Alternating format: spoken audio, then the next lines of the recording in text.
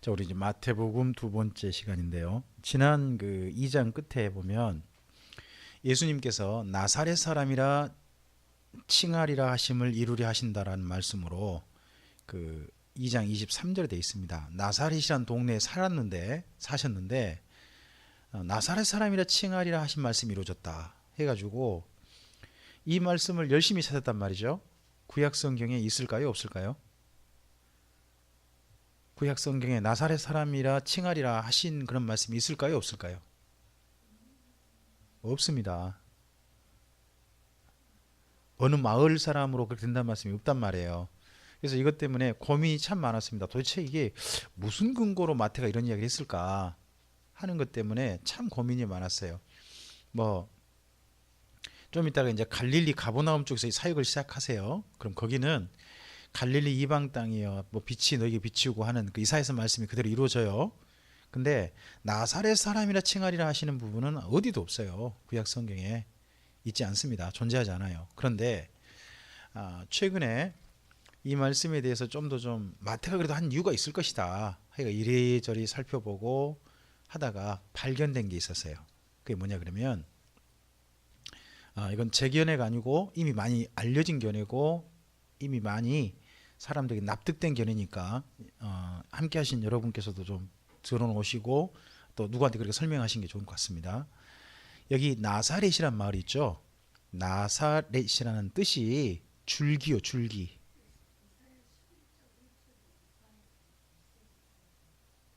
그러니까 줄기지 나사렛 마을이란 말은 없단 말이죠. 근데 줄기 있죠.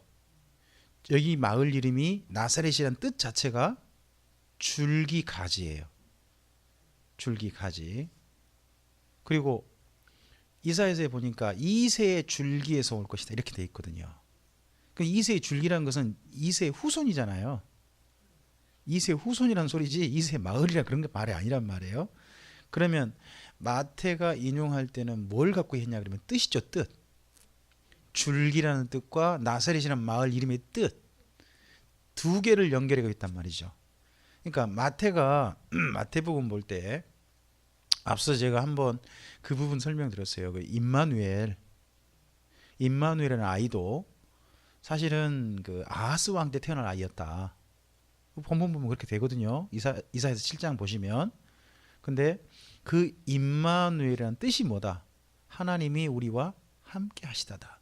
그러니까 마태가 그 부분을 인용한 것은 예수님이 마리아를 통해서 사람들 속에 태어나신 것은 뭐였다? 하나님이 우리와 함께 하신 사건이었다 라는 것으로 임마누엘의 뜻을 그렇게 설명하거든요. 그러니까 뜻을 가져오잖아요. 그랬던 것처럼 나사렛이란 동네 왜 사셨는가 하는 것도 나사렛이란 뜻이 뭐다? 줄기, 가지란 말이죠. 근데 구약에 보니까 메시아가 이새의 줄기는 다윗의 후손, 다윗의 줄기, 다윗의 가지, 뭐 이런 그 설명과 이런 예언과 연결되더라는 거죠. 그러니까 뜻이 연결된다는 말씀으로 이루어졌다는 것이지 나사렛 마을 사람이 된다는 뜻은 없어요. 그렇죠? 근데 이새의 줄기 그런 뜻으로 이 말씀이 연결돼 있다 하는 것은 우리가 좀 설명을 할 수 있어야 되겠죠. 자, 그러니까 나사렛이라는 마을 이름의 뜻이 뭐다? 줄기 가지다 하는 걸 이해하시면 됩니다. 자, 그리고서 이제 3장 넘어가겠습니다. 그때에 세례 요한이 이르러 유대 광야에서 전파하여 말하되, 요한의 이름의 별명이 일부러 세례가 붙어 있죠. 그러면 이분의 사역의 특징이 뭐예요? 얼마나 세례를 많이 베풀었으면 세례라는 이름이 붙었을까요? 그렇죠? 근데 이분이 세례를 사용할 수밖에 없는 이유가 있어요. 이분이 원래 제사장 가문이죠. 아버지가 사가랴잖아요. 그죠? 근데 제사장이 이스라엘 민족의 죄를 사하는 방법이 뭐죠? 죄를 사도록 돕는 방법. 성전에서 제사 드리도록 돕는 거잖아요. 그죠? 근데 그렇게 도와야 되는데 광야가 성전은 아니잖아요. 그죠? 그러면 그곳에서 정결하게 하는 방법이 뭐겠어요? 죄를 사는 방법. 그게 구약에 보니까 두 가지가 있는 거예요. 자, 하나님 앞에요 제사를 드림으로 정결하게 되기도 해요. 근데 하나가 더 있어요. 그게 뭐냐 그러면요, 자기 몸을 정결한 물로 씻는 것도 구약 성경에 있어요. 씻는 거. 씻는 것은 성전에 들어가기 전이에요. 예? 그러니까 성전이 아니어도 물로 씻음으로 말미암아 어떤 의식이 가능해요? 정결케 되는 의식이 가능해요. 그래서 이 의식을 자기 집단으로 가지고 가서 집단에서 사용한 집단이 있습니다. 의식으로, 정결 의식으로. 거기가 에세네파라고 합니다. 예수님 당시에 에세네파라고 하는데, 세례 요한도 광야에서 성전이 아니라 유대 광야에서 사역을 하시다 보니까 그곳에 정결하게 하는 의식으로 세례를 사용하셨습니다. 그리고 이 이후에요, 예수님께서도 제자들이 세례를 베푸는 걸 허용하셨고요, 뿐만 아니라 제자들에게 세례를 명하셨습니다. 그렇죠? 즉 우리가 세례를 베푸는 이유는 뭐냐 그러면, 유대교 성전에서만이 제사함을 받는 제사가 드릴 수 있단 말이에요. 근데 우리는 지금 성전이 아닌 자리에서 하잖아요. 그러니까 뭘로? 정결케 되는 의식을 세례로서 할 수 있다는 거죠. 이게 여기 신약에서 출발된 거 아닙니다. 정결케 되는 의식이 어디서 출발했다? 구약에 이미 있어요. 율법서에 보시면 그 몸을 씻음으로 정결케 되는 게 다 나옵니다. 그래서 그걸 유대광에서 전파했는데, 이곳 지명이 저쪽 요한복음에 나와요. 여기는 단순히 유대광야라고 해냈지만 어디로 되냐면 요단강가 베단이라고 돼 있어요, 요한복음에. 근데 마태복음은 아마도 그 요단강가 베단이라고 하는 곳 지명을 알고 계셨을 거예요. 이분이 알고 계셨지만 일부러 안 쓴 것 같아요. 자, 요단강가 베단이라는 마을에는 누가 살까요? 어떤 사람이 그 마을을 이룰까요? 저기 예루살렘 근처 베다니도 있죠. 나사로 같은 그 사람이 살았던 그곳 있잖아요. 문둥병 환자 시몬이라든지 이런 사람이 살았던 베다니가 있잖아요. 근데 여기 요단강가 베다니에서는 어떤 사람이 살았는지 성경 이야기하지 않아요. 근데 이름이 보면 보여요.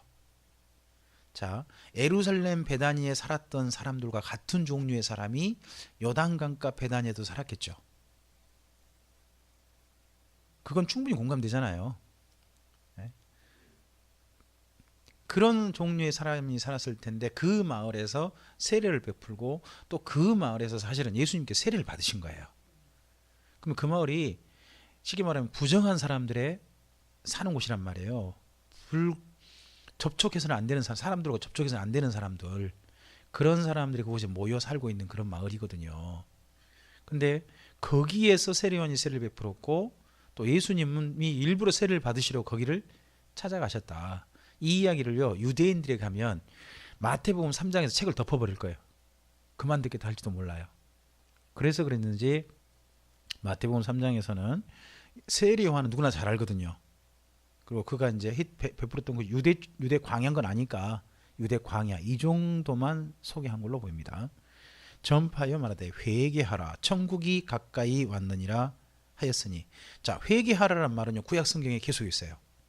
근데요 천국이 가까이 왔단 말로 선포하시는 그런 예언자는요 세례 요한이 처음이에요. 회개하라는 구약 성경 계속 있다니까요. 회개하라가 뭐냐 그러면 하나님께로 돌아오라, 율법으로 돌아오라, 율법적인 돌아오라는 이야기거든요. 돌아오라는 이야기는 선지자도 계속 했죠. 그렇지만 세례 요한의 메시지가 특별했던 이유는 뭐냐 그러면요 회개하라 그 다음에 붙어있는 말이에요. 천국이 가까이 이르렀다는 겁니다. 천국, 하나님의 나라, 하나님의 나라가 가까이 이르렀다, 가까이 왔다, 곧 임박했다. 이거 놀라운 예언이거든요. 놀라운 예언입니다. 그러고 난 다음에 누가 오시는 겁니까? 예수님이 오시는 겁니다. 예수님께서.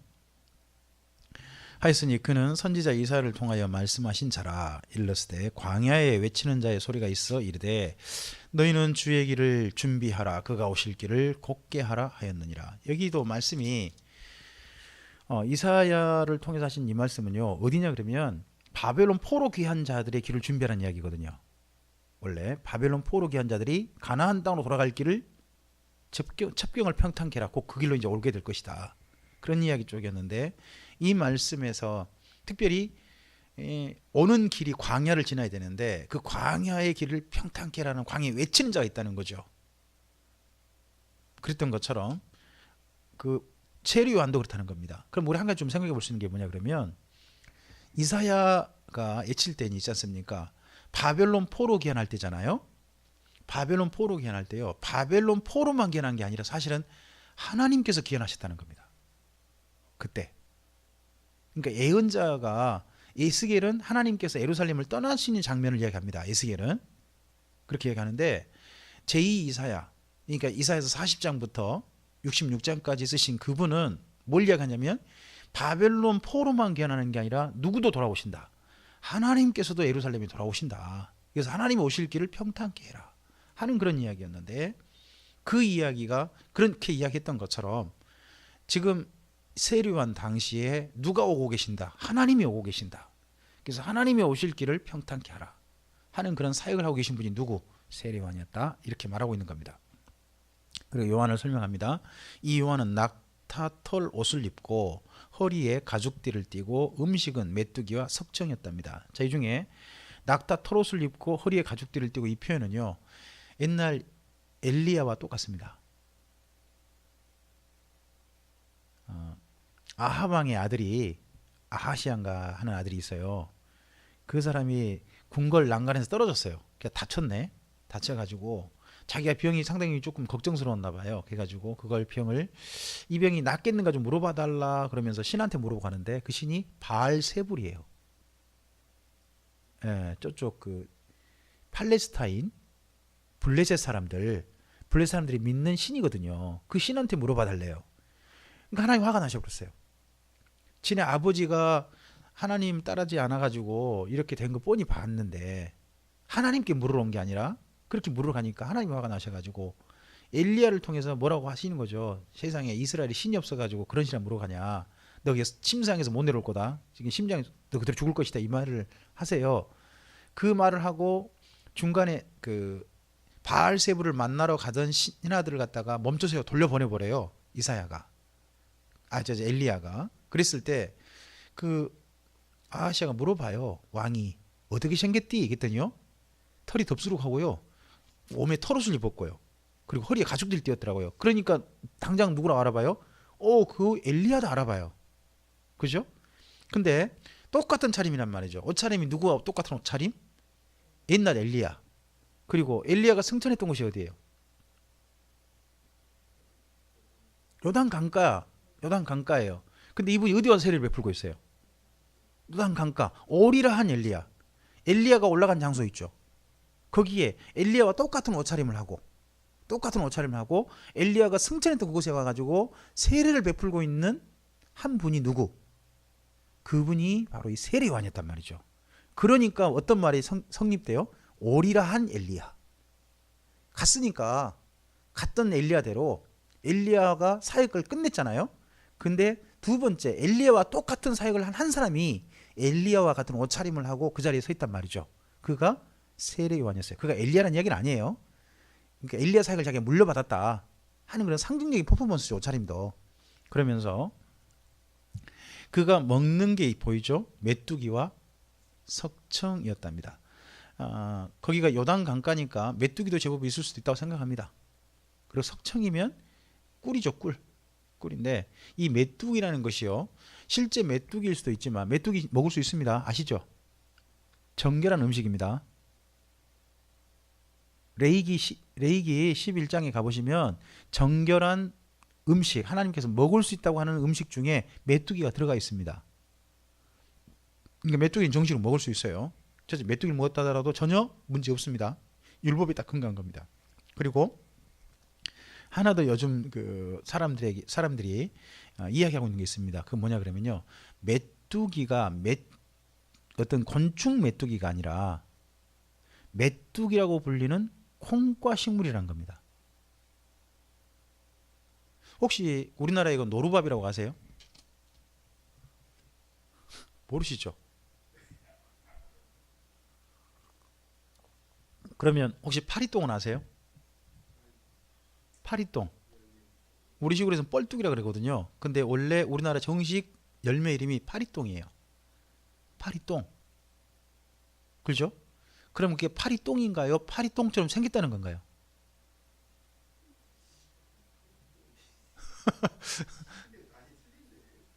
그게 두 종류가 있거든요. 그 큰 계량 파리똥 있고 좀 작게 달려가지고 그런 또 파리똥도 있어요.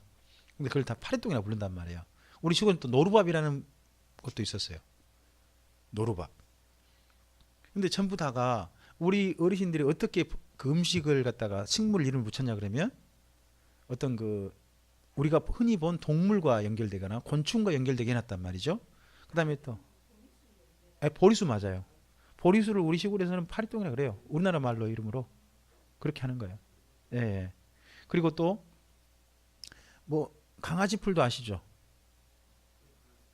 손 안에 딱 해가지고 흔들흔들 하면 얘가 어요요요 하면 움직이는다 해가지고 강아지 풀이라고 부르는 거 있잖아요.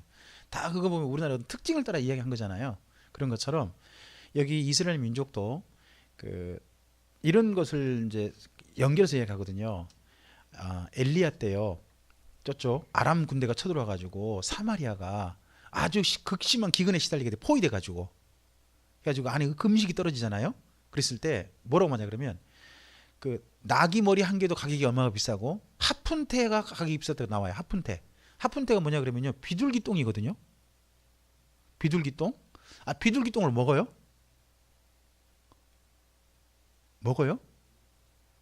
그 음식을 말한 거거든요.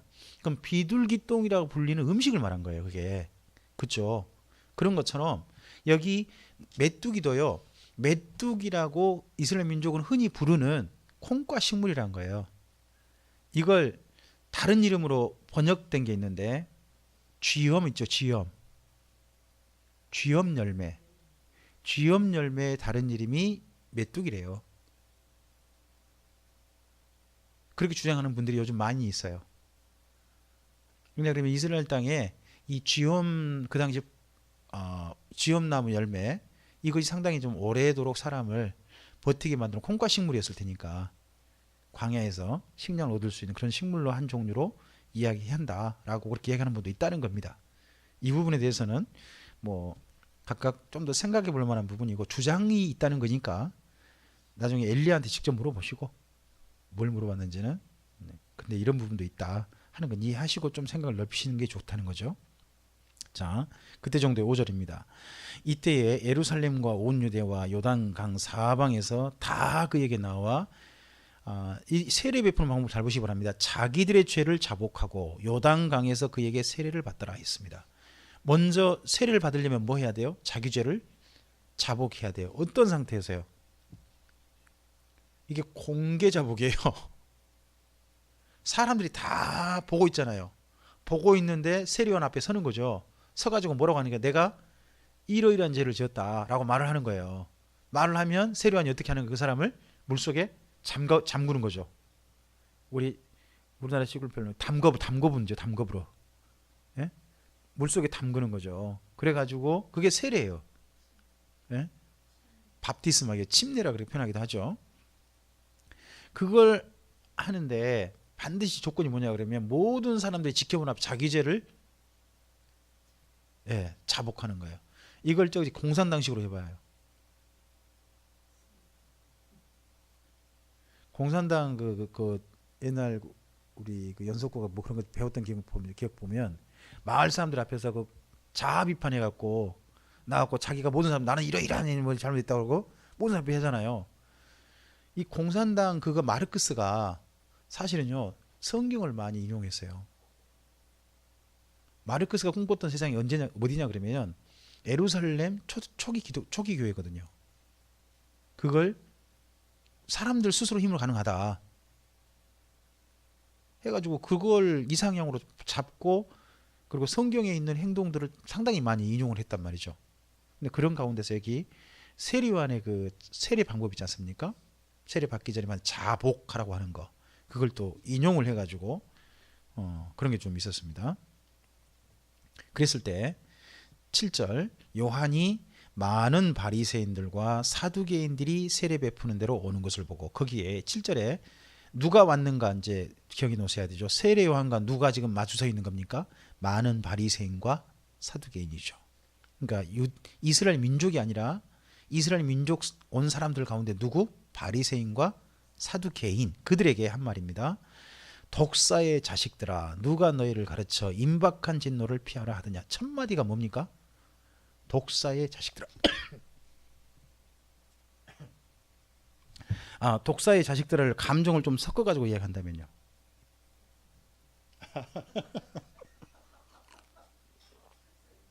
맞아요. 독사의 새끼들아. 그렇게 되잖아요. 근데요, 성경을 보니까 독사의 새끼들은 누가 했죠?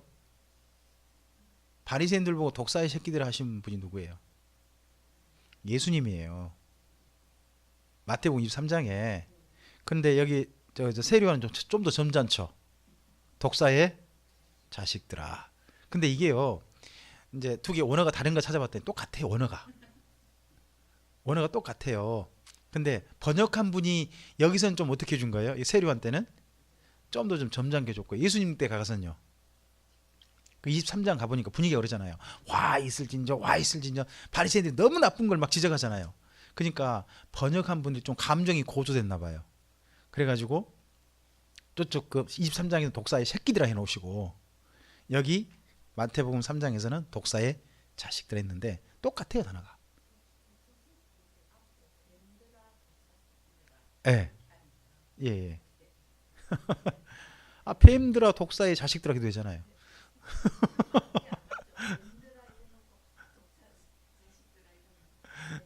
그러니까 감정이죠, 감정. 감정을 좀 더 좀 넣다 보니까 좀 그렇게 된다는 거죠. 똑같은 단어입니다, 단어는. 근데 이 부분은 첫 마디 자체가 오는 사람들과도 좀 부드럽게 바리새인들이 이렇게 해줄 수 있잖아요. 사두개인들이 이렇게 해줄 수 있잖아요. 근데 그게 아니라 그냥 독사의 새끼들아, 독사의 자식들아, 막 이 말부터 시작하는 거죠. 누가 너희를 가르쳐 임박한 진노를 피하라 하더냐. 그러므로 회개에 합당한 열매를 맺고. 누구 보고요? 지금 하는 이야기예요. 바리새인과 사두개인 보고. 그리고 속으로 아브라함이 우리 조상이라고 생각하지 말라. 내가 너희에게 이르노니 하나님이 능히 이 돌들로도 아브라함의 자손이 되게 하시리라. 여기 9절 말씀과 관련해 가지고요, 나중에 꼭 보셔야 할 게 있어요. 요한복음 가보면요, 요한복음이 유대인들이 많이 예수님 믿었대요. 그러자 예수님께서 하신 말씀이 너희가 진리를 알지니, 예수님 믿는 사람들이 한 이야기예요. 진리를 알지니 진리가 너희를 자유케 하리라. 아브라함이 너희 조상이라 생각하지 마라. 아브라함 때문에 구원받는다 생각하지 마라. 그랬더니 뭔 말이냐, 우리는 아브라함의 후손이고 하나님이 우리 아버지시다 하니까 너희 아버지는 하나님 아니다. 어? 뭔 말이냐, 너희 아버지는 마귀요. 그랬더니 이런 하고 예수님을 때려 죽이려고 했던 사람이 누구냐 그러면 전부 다 유대인들이거든요. 근데 유대인들이 그때 예수님께 주장했던 이야기가 뭐냐 그러면 우리는 아브라함의 자손이다. 그럼 뭐 말이냐 그러면 아브라함의 자손은 아브라함과 함께 구원받는다고 믿는 거예요. 아브라함 때문에, 아브라함 후손이니까.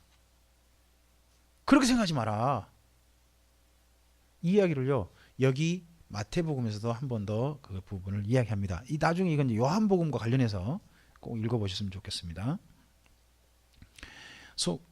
이 돌들로도 아브라함의 자손이 되게 하시리라. 이미 도끼가 나무 뿌리에 놓였으니 좋은 열매를 맺지 아니하는 나무마다 다 찍혀 불에 던져지리라. 좋은 열매를 맺어야 한다는 거죠. 좋은 열매. 그러면 하나님께서는 열매를 구하신다는 이야기죠. 나는 너희로 회개하게 하기 위하여 물로 세를 베풀거니와. 여기 11절에 너희가 누구예요? 바리새인과 사두개인이죠. 지금 바리새인과 사두개인과 이야기하고 있잖아요. 너희에게 세를 베풀게 회개하기 위하여 물로 세를 베풀거니와 내 뒤에 오시는 이는 나보다 능력이 많으시니 나는 그의 신을 들기도 감당하지 못하겠노라. 그는, 그러니까 자기 뒤에 오시는 그는 성령과 불로 너희에게, 너희가 누구예요? 바리새인과 사두개인들에게 뭘 베푸실 것이다? 세례를 베푸실 것이라는 거죠. 이제 본문 쭉 읽어오니까 명확해지죠. 근데 우리가 11절 한 절만 떼니까 말이 이상해지는 거예요. 이게 요절의 맹점이에요. 요절의 문제가 뭐냐, 앞뒤가 본래 이게 누구에게 했던 말씀이고 어떤 흐름 속의 이야기인지를 갖다가 빼먹어 버려요. 단순히 우리가 인용하고 싶으면 인용하게 되죠. 예수님은 무엇으로 세례를 베푸신 분이다? 성령님으로 우리에게 세례를 주시는 분이시다. 우리 이 부분을 강조하잖아요. 그죠? 강조하다 보니까 이게 본래 누구한테 하신 말씀이고 어떤 분위기상에 했던 이야기인지는 전체 까먹어 버린 거죠. 교리만 남고 하고 싶은 이야기만 남고 본래 본문 속의 분위기와 본문 속에 본래 하고 싶었던 이야기는 싹 빠져버리는 안타까운 일이 생겨버립니다. 요절주의가. 그래서 진짜 저도 그 말씀에는 그런 그 표현에 대해서는 조금은 저도 공감할 때가 있습니다. 요절주의를 요절해야 된다. 그런 이야기들 때때로 제가 아주 진짜 공감할 때가 있습니다. 특히 11절에 제가 얼마나 오랜 시간 속았나 한 생각 해보니까 정말 참 그래요. 전 여기 11절에 성령과 불로 너에게 세를 베푼다 할 때 성령과 불로가 제가 분명히 글은 그렇게 돼 있는데 한 번도 저는 성령과 불이라고 생각해 본 적이 없어요. 이 본문을. 성령의 불이지.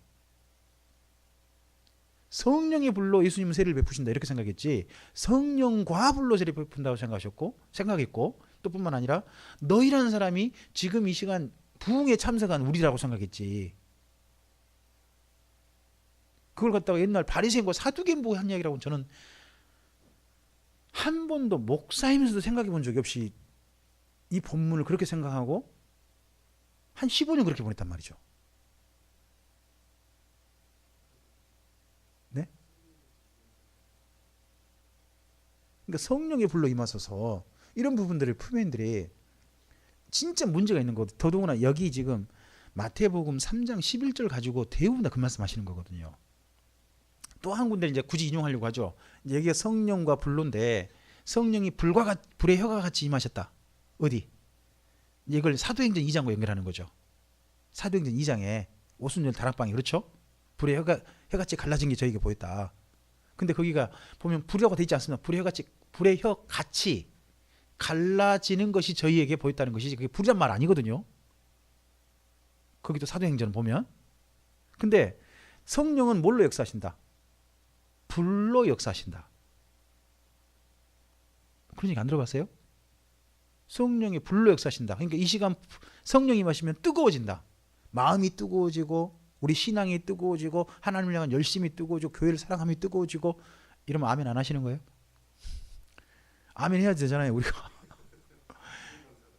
그죠? 그러니까 이 시간 불을 받아야 한다고. 그러면서 이제 그때부터는 성령은 사라지고 갑자기 불을 내치기 시작하시죠. 불. 그 좀 더 좀. 네. 네. 네.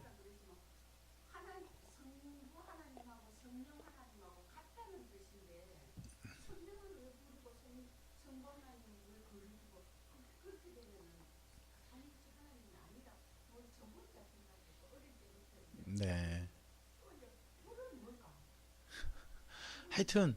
하여튼 어떤 분은 그게 의문스러운지 모르지만 저는 그 불에 대해서 제가 받아야 할 것, 제게 불이 임하면 뭐가 임하는 거, 성령의 능력이 임하는 거고, 그래서 저는 이런 사람이 되고 싶어서요. 불의 사자. 안 들어보셨나요? 네. 예. 예. 예. 예. 네.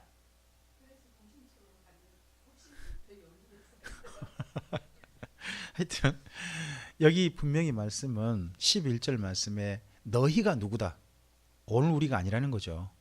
교회 안에 있는 사람들이 아니라 세례 요한을 만나러 온 바리새인과 사두개인이라는 거죠. 그럼 여기서 성령의 불을 받는 게 아니라 성령 과불이잖아요.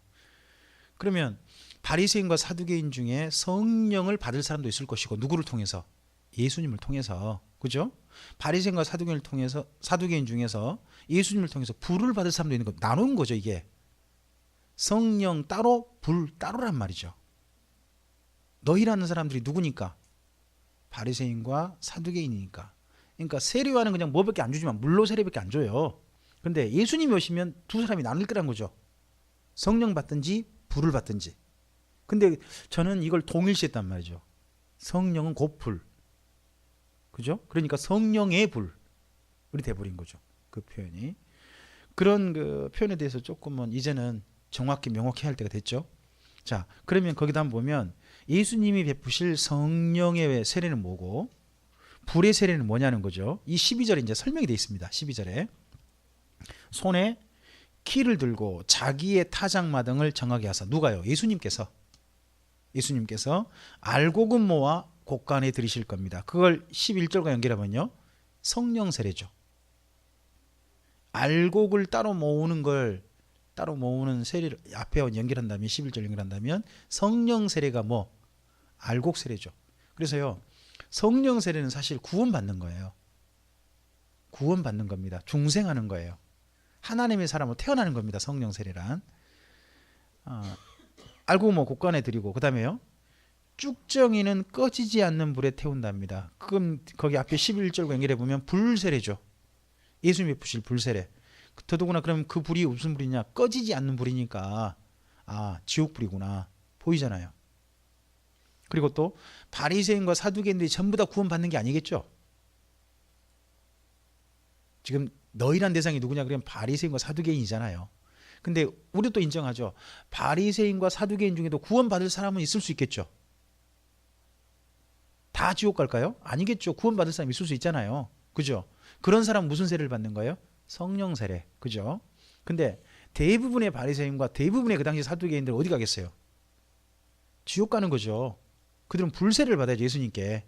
근데 그게 알고 보니까 12절 연결해 보니까 꺼지지 않는 불에 들어가는 거죠. 꺼지지 않는 불. 그러면 어디 들어간다는 이야기예요? 이건 지옥 간다는 이야기거든요. 그걸 근데 왜 우리가 이제 세례란 말을 굉장히 좋게만 생각하는 불세례 그러면 어떻게 생각이 드세요? 불세례 그러면 어떤 느낌이 드세요? 우리가 받아야 될 어떤 세례로 생각이 되지 않으세요? 뭐 감리교단이나 우리 성결교단이나 다 같은 불세례 그러면요 굉장히 중요한 성령 체험과 관련되어져요. 제2의 은혜 체험. 우리는 그렇게 말하거든요. 제2의 은혜 체험. 그런 부분 관련되거든요. 근데 이게 여기서 말하는 불세례는 불에 잠기는 거거든요. 세례란 게 잠기는 거예요. 물세례는 물에 잠기는 거고 불세례는 불에 잠기는 거단 말이에요. 근데 이걸 여기서는 좀 감이 안 잡힐 수 있는데 요한계시록 가보면 명확해져요. 요한계시록에 둘째 사망이 뭐냐 그러면 불못에 들어가는 걸로 되어 있어요. 불못. 불못에 들어가니까 뭐에 잠겨요? 불에 잠기잖아요. 그게 불세례란 말이에요. 그게 안 타 죽죠. 불에 잠기는데 영원히 타잖아요. 죽지 않고 그렇게 되잖아요. 그러니까 여기서 불세례는 아무리 봐도 여기 마태복음 3장의 불은 지옥불이거든요. 근데 저는 계속해서 불 받으려고 했거든요. 부흥회 때마다 불 받고 싶었고. 그러니까 이건 사실 우리나라가 오해한 게 아니거든요. 우리나라에 복음을 가지고 들어온 분들이 오해해서 지금 우리나라에 가르쳐준 거예요. 지금 우리가 여기 성령 노래하죠. 불길 같은 성신이요. 이 노래가 우리나라 노래 아니에요. 미국 제2부흥운동 때 그때 성령의 은사 운동했던 사람들이 불렀던 노래란 말이에요. 불로 충만하게 해서 이 부분도 있잖아요. 그 해석들이 전부 다 어디서 왔냐 그러면 미국 제2부흥운동에서 왔어요. 지금 근데 우리는 지금까지도 이 본문을 교회에서 명확하게 하지 않고 있어요. 심지어 이 본문 가지고 지금도 집회하는 교회가 많을걸요.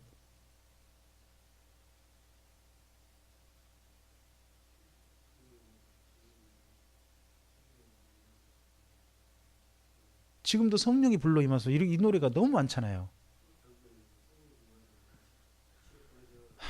그러니까 이게 지금 본문에 대한 오해라는 거죠. 오해. 성경을 명확하게 읽지 않았다는 거죠. 명확하게 읽지 않으면 내 소원을 따라 성경을 보게 되죠. 내 소원을 가지고 성경을 보게 되면요. 성경 본문이 내게 그냥 이용되는 거예요. 내 소원에 이용되는 것뿐이고 본문 자체 내용에 정확하게 파악해가지고 그 자체 내용에 우리가 접근하는 게 아니죠. 성경을 우쭈고 끌어와 버리는 거지. 그러면 큰 오해가 좀 생기는 거죠. 이 본문은. 지금까지 저는 이건 전 쉽게 말하면 전 이건 보면요. 뭔 생각이 드냐. 이걸 주장하는 사람 전부 다 이단이다.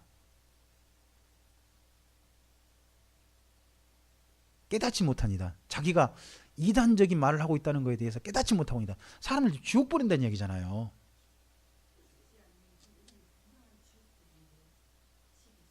그러니까 12절을 안 읽는 거죠. 그러니까 그렇게 연결해서 읽는 법을 저희는 안 배웠어요. 오직 뭐만 배우냐? 자, 세례와는 뭘로만? 물로 세례를 베풀 것이고 예수님은 뭘로 세례를 베풀 것이다? 성령과 불이라고 하잖아요. 성령의 불로 세례를 베풀 것이다. 누구에게? 회개하는 자에게. 그렇죠? 세례요한도 회개하는 자에게 세례를 베풀었잖아요. 그랬던 것처럼 누구에게도, 예? 오늘 우리에게도, 회개하는 우리에게 예수님께서 우리는 세례를 받는 거니까 예수님 무슨 세례를 주신다? 성령의 불로 세례를 주신다. 이런 생각을, 이런 가르침에 저는 계속해서 성경 말씀으로 그렇게 이해하고 들었거든요. 그렇게 알고 믿고 여기까지 왔거든요. 근데 이 부분은 분명히 이제는 좀 명확하게 좀 해야겠다는 겁니다. 이 부분은. 그래서 앞으로 불바들한 부분들은 조금 좀 생각해 보셔야 될 부분이라는 겁니다. 불바들한 부분은.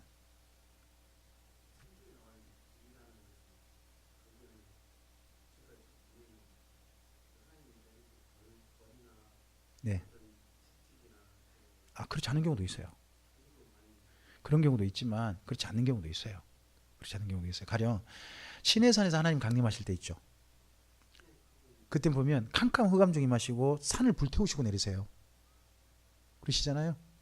그 불은 거룩한 불이죠. 하나님께서 임재하신. 그리고 또 모세를 만날 때 떨기나는 불꽃 가운데서 하나님께서 만나주시잖아요. 그러니까 불이란 게 나쁜 거 그러지 않아요. 본문에서 정확히 해야죠. 본문 따라서. 본문 따라서. 네. 네. 네. 예. 예. 불. 예. 예. 네네. 아, 그렇죠. 그러니까 그 본문을 이제 보면 뭐가 보이냐 그러면 이제 그건 제가 한번 그 전에 말씀드렸던 있는 것 같은데 이야기 좀 길어지네요. 또 좀 해고 와보죠. 하나님께서 제사를 받을 때 있지 않습니까? 이스라엘 민족이 하나님 앞에 성막을 지어 바쳤고 성전을 지어 바치잖아요. 그때 하나님께서 이 성막과 성전을 받으셨다라는 증거로 뭐 하냐 그러면 제단에 있는 제물을 태워요. 그죠? 제물을 태워요. 근데 그 제단에서 다른 불 갖고 와가지고 술채 가지고 와가지고 다른 물 갖고 와가지고 나답과 아비후라는 그 아론의 아들들이 거기서 지네들 마음대로 그냥 원래 번제단을 가져야 되는데 딴 데서 불 가지고 들어가니까 하나님께서 그 사람들을 불태워버리잖아요. 그래서 처음으로 사람이 하나님의 불에 태움받은 사건이 나답과 아비후예요. 그렇죠? 나답과 아비후고 그리고 또 엘리야를 통해서 하나님의 불이 내려가고 사람들이 세 번이나 불탐 이거 두 번 불탐 당하잖아요. 그죠? 50부장의 그 휘악 사람들이 전부 다. 그래서 하나님의 불이 사람에게 직접 닿으면 전부 다 죽었어요. 죽었어요. 근데 우리는 그 불을 신령한 불로 생각한 거죠. 왜냐 그러면 열심 그러면 뭐와 연결 생각이 딱 연상이 돼. 열심, 불, 열정. 딱 그러니까 불 딱 떠오르잖아요. 그러니까 우리나라식 개념이 마침 또 미국의 저 제2부운동의 그분들이 가져온 개념하고 딱 맞아 떨어진 거예요. 보니까 딱 맞아 떨어지니까는 우리 개념에 그대로 수용이 된 거죠. 그게 그분들의 잘못된 해석이. 그래서 지금까지 왔다고 봅니다. 그런 부분들은 이제 좀 고쳐야 될 필요가 있다 싶은 겁니다. 자, 이제 이때 정도에 예수님께서 드디어 오셨죠. 13절입니다. 이때에 예수께서 갈릴리로부터 요단강에 이르러 요한에게 세례를 받으려 하시니 요한이 말려 이르되 내가 당신에게 세례를 받아야 할 터인데 당신이 내게로 오시나이까. 그러니까 세례요한이 예수님이 어떤 분인지 지금 알고 계신 것 어떤 감각하고 있는 거잖아요. 그죠? 진짜 하나님 예수님 앞에 서면요 누구든지 그분 앞에 서면 나는 죄인이다 할 수밖에 없는 것 같습니다. 심지어 세례요한도 제가 세례를 받아야 됩니다. 그 말 뭐 말입니까? 세례요한이 예수님께 그런 말씀드리잖아요. 제가 세례를 받아야 됩니다. 그 말은 뭔 말이에요? 예수님 앞에 세례요한도 자기가 죄인이라는 이야기입니다. 그 이야기잖아요. 그래서 예수님 앞에 서면 누구든지 자기가 발견되어지는 겁니다.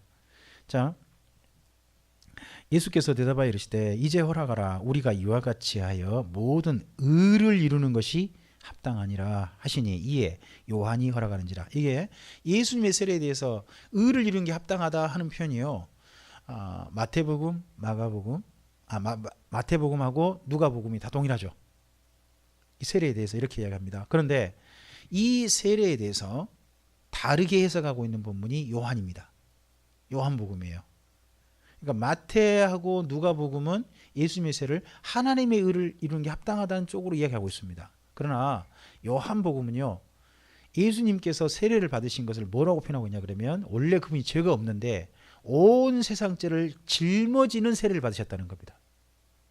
원래는 사람들이 무슨 세례를 받습니까? 자기 죄를 자복하고 자기 죄를 씻어버리는 세례를 받잖아요. 근데 예수님은 그런 세례가 아니라 어떤 세례? 원래 죄 없는 분이셨어요.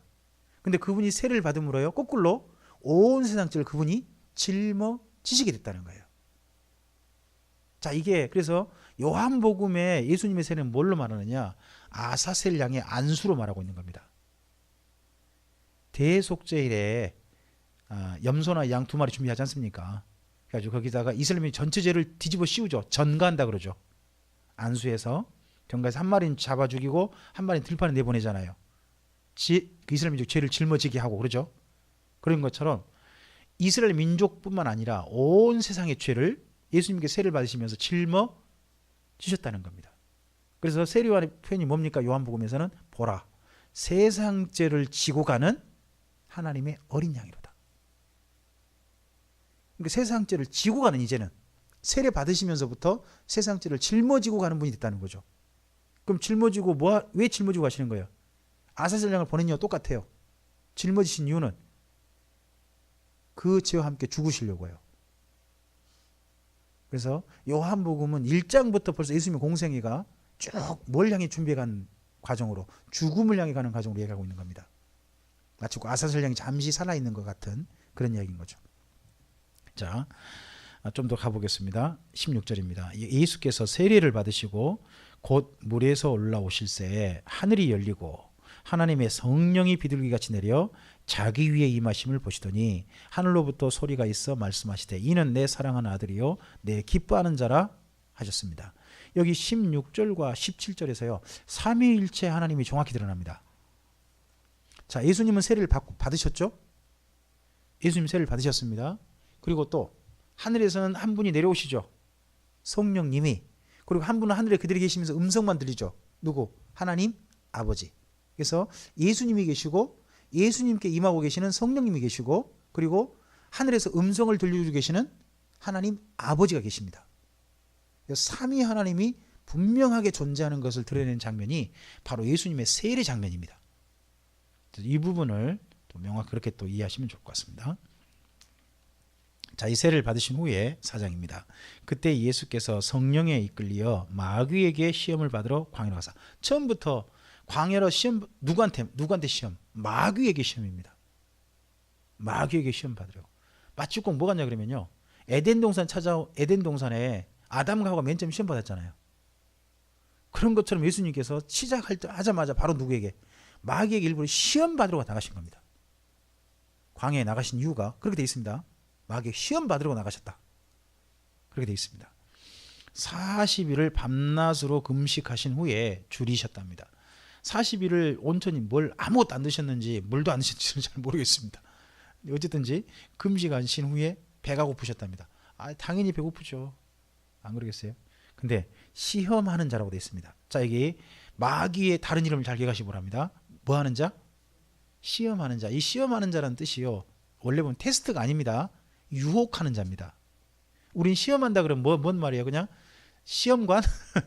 시험 치르는 그렇게 되잖아요. 그게 아니고 여기서는 유혹하는 자가 되어 있습니다. 유혹하는 자. 정확히 마귀가 그러니까 하는 일은 뭐예요? 유혹하는 거예요. 유혹. 시험하는 자가 예수께 나와서 첫 번째 유혹을 합니다. 내가 만일 하나님의 아들이여든 명하여 이 돌들로 떡덩이가 되게 하라. 자, 예수님께서는 돌들로 떡이 되게 할 수 있을까요? 없을까요? 저는 할 수 있다고 믿습니다. 그분이 하나님이시니까, 물질을 변화시킬 수 있으시니까 그건 가능하다고 봅니다. 근데 네가 하나님의 아들은 그렇게 하라고 누가 합니까? 마귀가 합니다. 자, 예수님이 먼저 상태를 잘 보시기 바랍니다. 2절에 현재 어떤 상태시라고? 줄이셨다. 그럼 뭐가 필요합니까? 먹을 게 필요합니다. 근데 먹을 걸 가장 간단하게 얻는 방법이 뭡니까?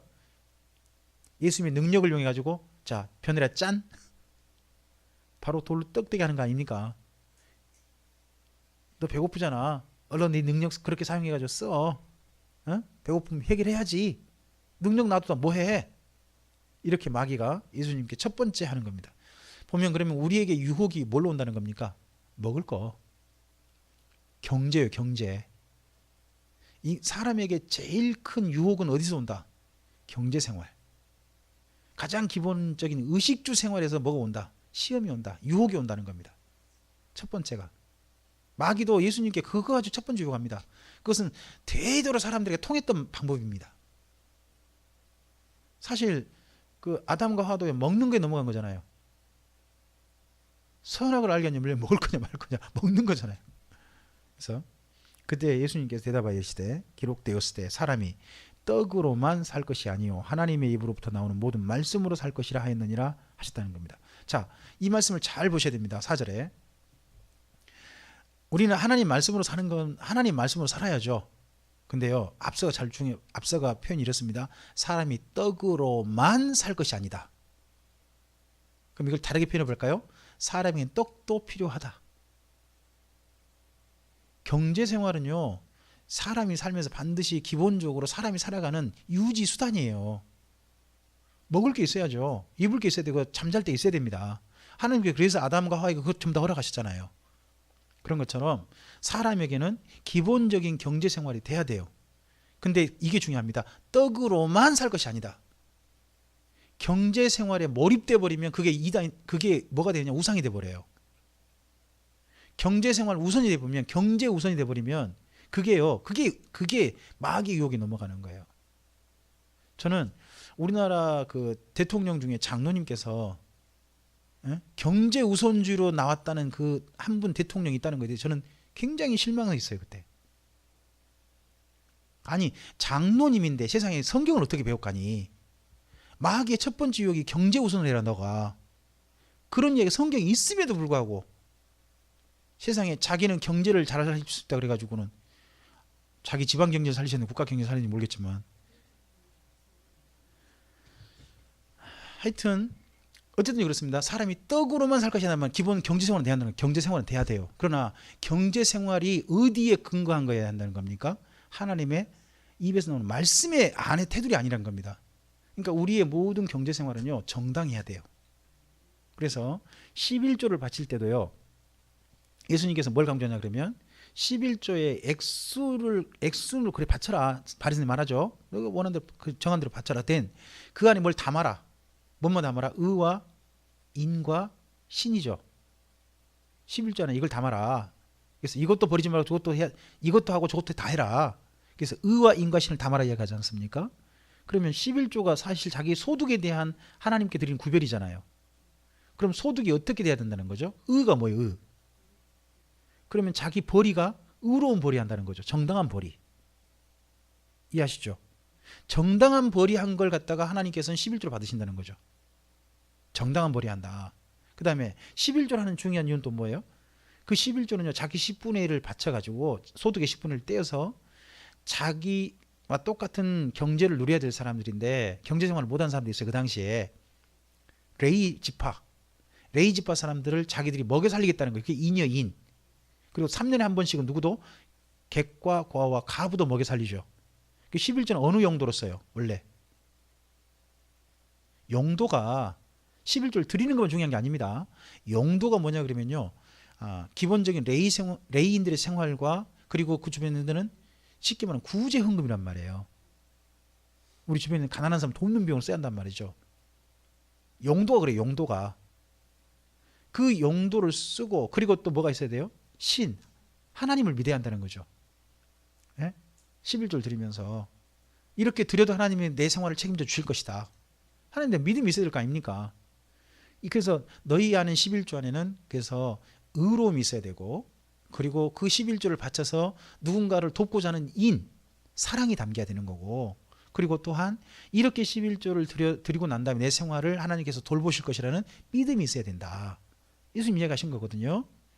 그래서 경제는 사람에게 반드시 정말 필요한 것이로되 어디 안에서 하나님의 말씀이라는 테두리 안에서 그게 유지돼야 된다 하는 게 우리가 배운 경제예요. 예수님 말씀하신 경제예요. 근데 마귀는 그걸 무시하죠. 자기가 예수님 열심히 일한 것도 아니잖아요. 그럼 네 능력 있잖아. 이거 어떻게 해라? 돌을 떡에 되게 해라. 그 방법을 예수님은 거절해 버리신 거죠.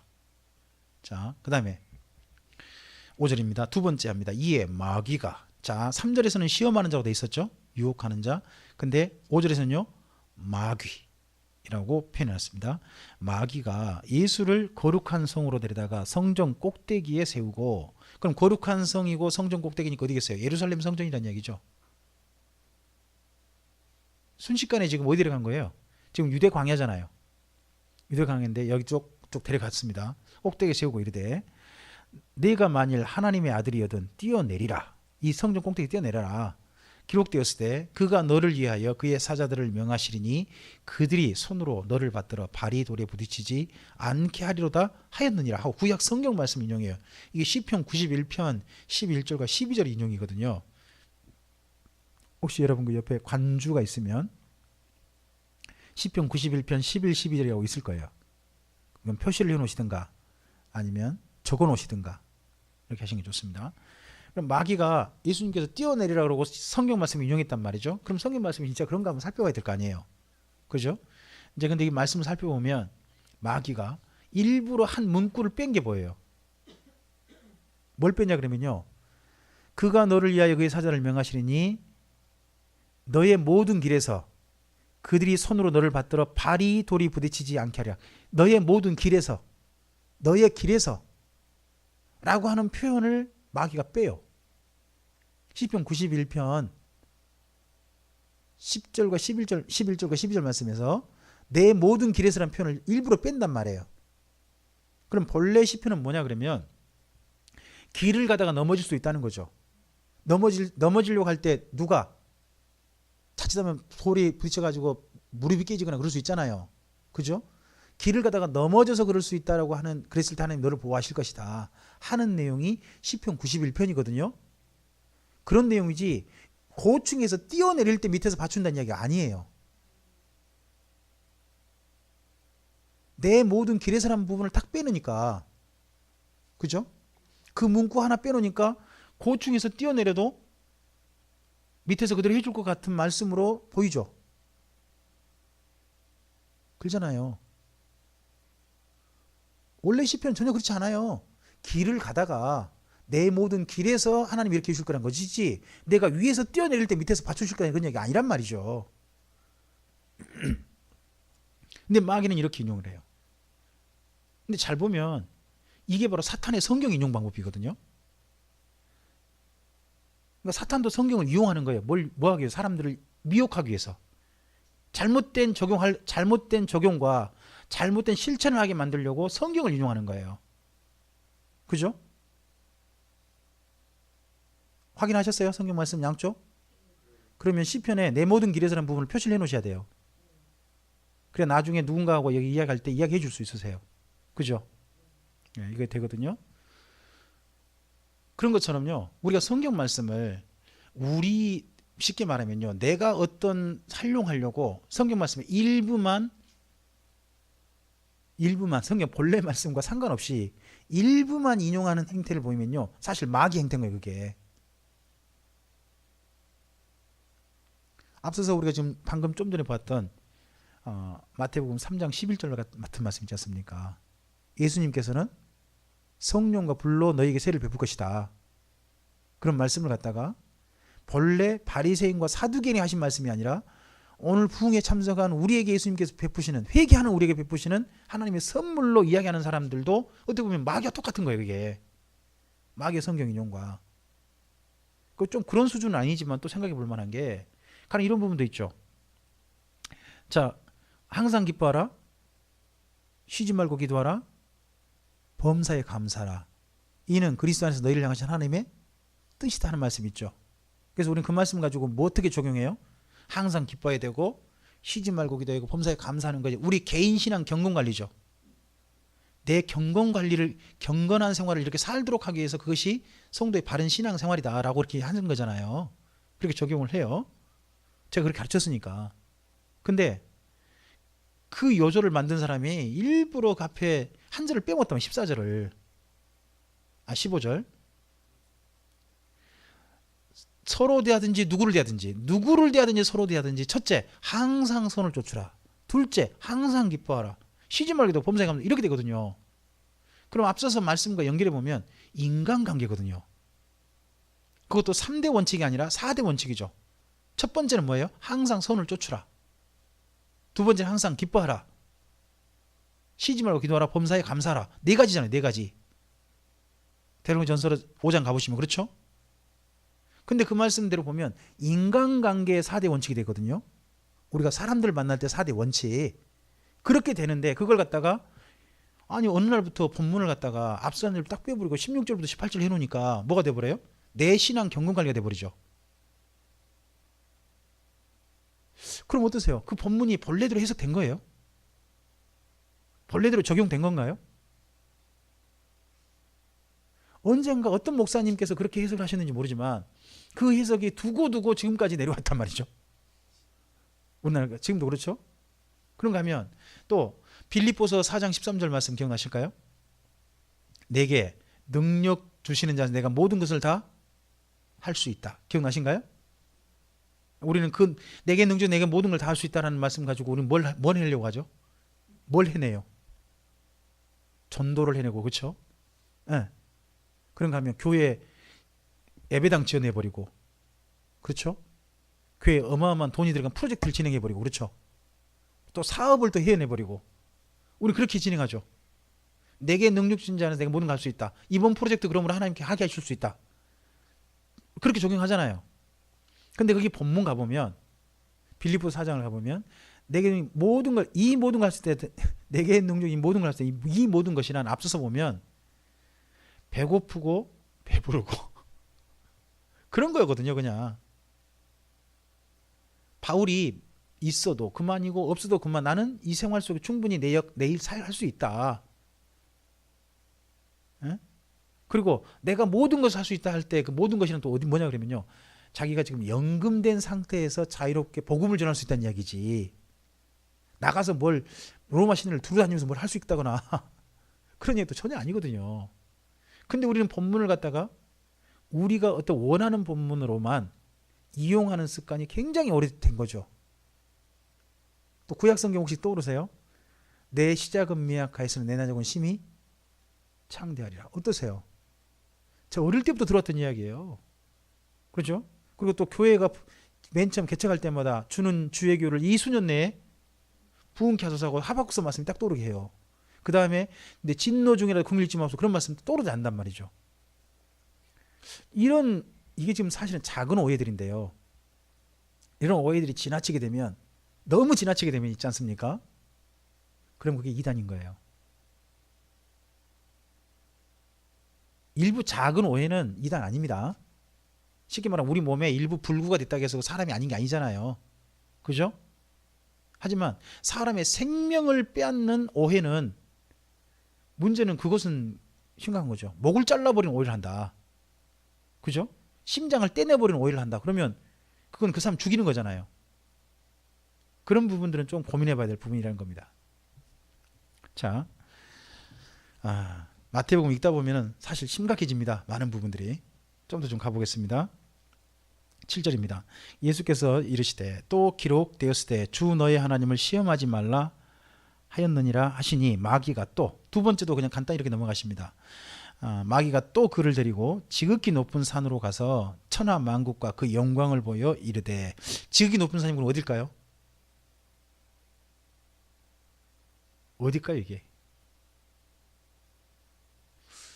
지금 전 세계 제일 높은 산 저는 에베레스트 산 올라갔나?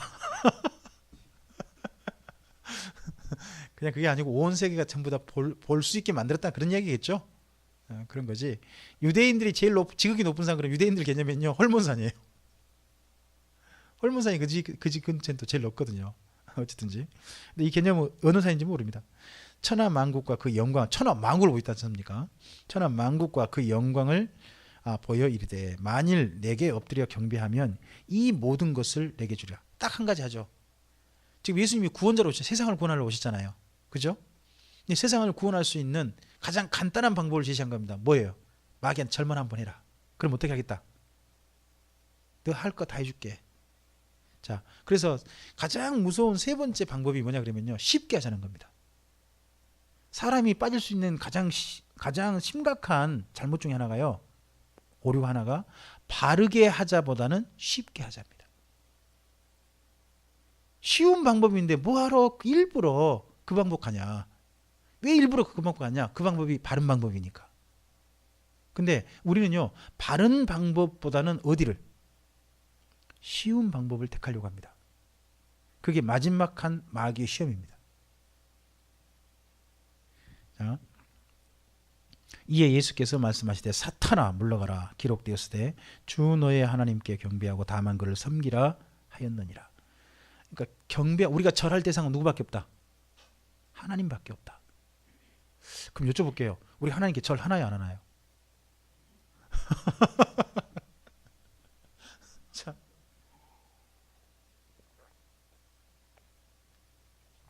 경배할 대상이 하나님을 그러면서 하나님께 경배하진 않죠. 예배는 할지언정 경배하진 않잖아요. 배란 말이 절하는다는 뜻인데, 이에 마귀는 예수를 떠나고 천사들이 나와서 수종 들었답니다. 예수께서 요한이 잡히셨음을 들으시고 갈릴리로 물러가셨다가 나사렛을 떠나 스불론과 납달리 지경 해변에 있는 가버나움에 가서 사시니, 그러면 갈릴리로 물러가셨단 말은 나사렛으로 가시던 이야기죠. 나사렛, 자기 본래 마을 사셨던 마을, 거기 계시다가 이제 나사렛을 떠나서 어디로? 가버나움에 가셨다는 겁니다. 그래서 예수님께서 사신 곳은 나사렛이고요, 예수님께서 사역하신 중심지는 가버나움입니다. 두 곳이 다르다는 것도 이해를 하셔야 됩니다. 가서 사시니 이는 선지자 이사야를 통하여 하신 말씀을 이루려 하심이라 일렀을 때, 자, 여기 마태복음에 한결같이 나오는 표현이 있습니다. 계속 반복적으로 어떠한 말씀을 이루려 하심이라.